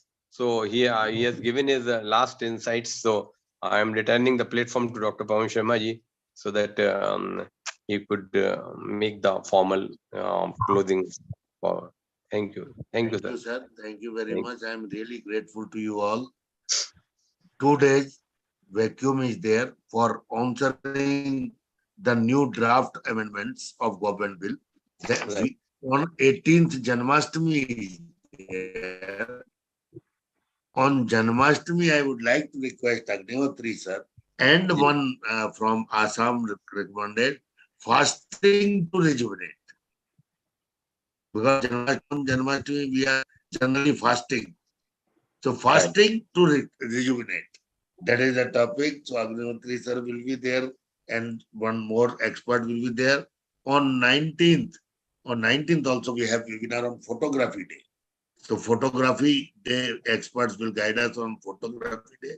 On 20, we have exclusive webinar. I have just circulated to all PDF drug amendment bill where Ranjit Puranik ji, Katiyar ji, Himanshu Tiwari ji, JLN Sastri ji, Niranjan ji from South, everybody will guide us on new bill.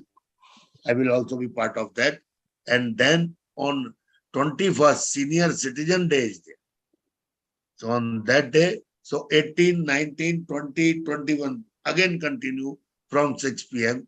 And here 17 and 18, 17 is gap. Thank you very much. Sir, but on contrary, on Janmashtami day, it can also be highlighted that role of Makhan in the establishment of health, because Lord Krishna was fond of Makhan. You are talking about Langan or Upvas, fasting, and we think that he was fond of Makhan. So role of Makhan for the establishment of health. Thank you, sir. Maya Mona hi Makhan khayo. So I just thank, yes, I'll take my responsibility to just conclude. So I thank, first of all, to all the dignitaries, Professor B.P. Sharma sir, Dr. Satpal Sharma ji, Dr. Parikshit Devnath ji, Dr. Kuday, Dr. Harini, Jayashri, Jyotika, Dr. Professor Kamni Dhiman ji, Professor Ramdas ji, Marimma ji, Neeru ji, Raha Sweta ji, Vaidya Tapan sir ji, doctor CP Sharma जी और सुष्मिता जी, स्तुति विश्वास जी, स्वातिका केरल जी और Vasundhara Shah ji, professor Vishnupriya Das ji, doctor Neelakshi देव चौधरी जी, सोना जी, विजय प्रकाश नायर जी, वीरेंद्र कोरी जी, आकाश Sharma, and then Ajay Kumar Sharma ji from Udaipur, Aisha Stika ji, Professor Dr. Jagdishwar Domaji, and Dr. Chippy VRG, and Sandeep Vishwanathji. We had a very good webinar on today. It was 436 in continuation in a commemoration of Maharshi Charak Jayanti Mahotsav, which is the last day, 15th. We planned for fortnight commemoration, and thanks God that we could be successful on this expedition.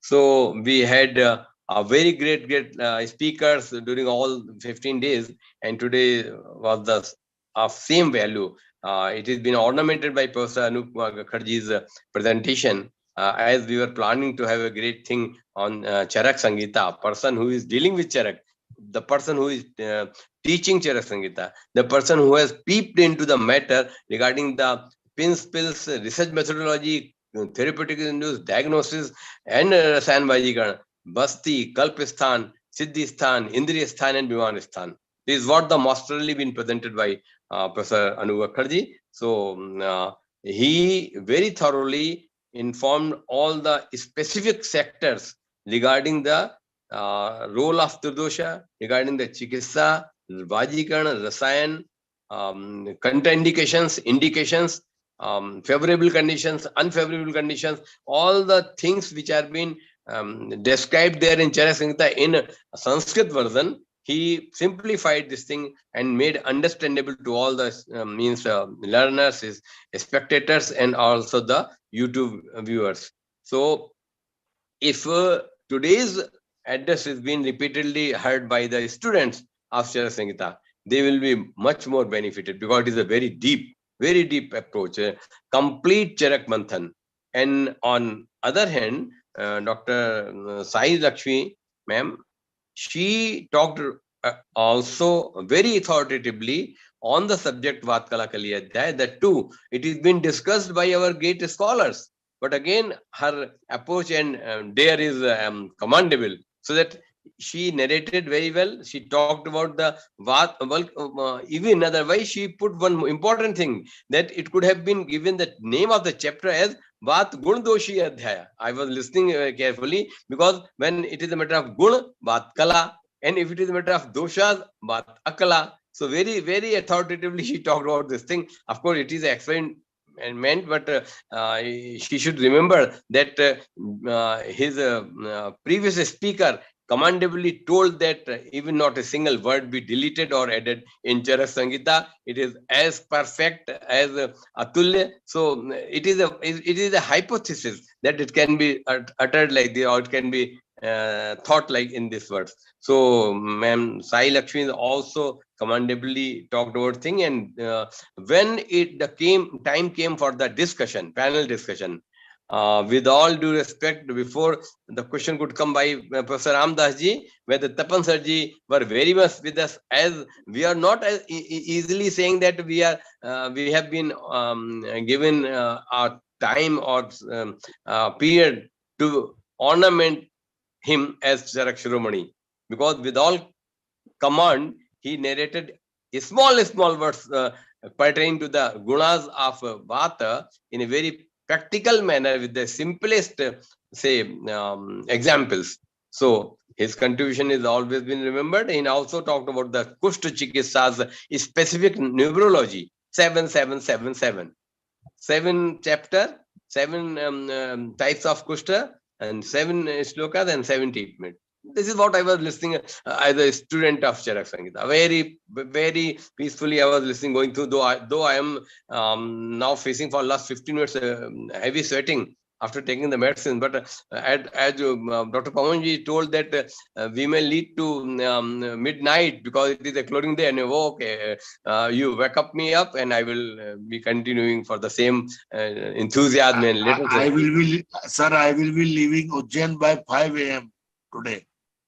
I told that you are managing Charak Sangita Mahotsav. Acharya Charak is Charakiti Charaka.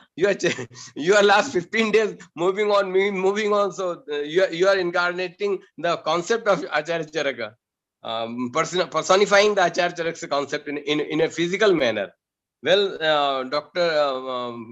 Professor Ramdas ji and with the Tapan sir's discussion made us more sound and more clear with some of the words which was having its hidden effect. And then things became so good that our newer, like a student, our student Sharma, and though both the students came forward with his remark, and the feedback is also been given by both the guest speakers. So I am really indebted by their contributions of today's webinar. And though I am not having any mood to leave it, but I think the time is very important and everybody's life is very important. And Charak is going nowhere, so nowhere is going the Charak Sangita. With no stoppage, Charak Sangita, Shushu Sangita, and both the epics of Acharya Bhagavata, along with the Lagutrai, we will always be there. Let God provide us so strength that we continue and we succeed in our aims in our programs. Thank you so much. Our greetings to our guest speakers and our regards to all the dignitaries. Thank you so much. Over to Dr. Pawan Sharma. Thank you. Shubhra. Thank you. Thank you. Good night, sir. Good night. Good We are night. meeting day after tomorrow. Shubhratri. We are meeting day after tomorrow. Thank you, sir. Good night.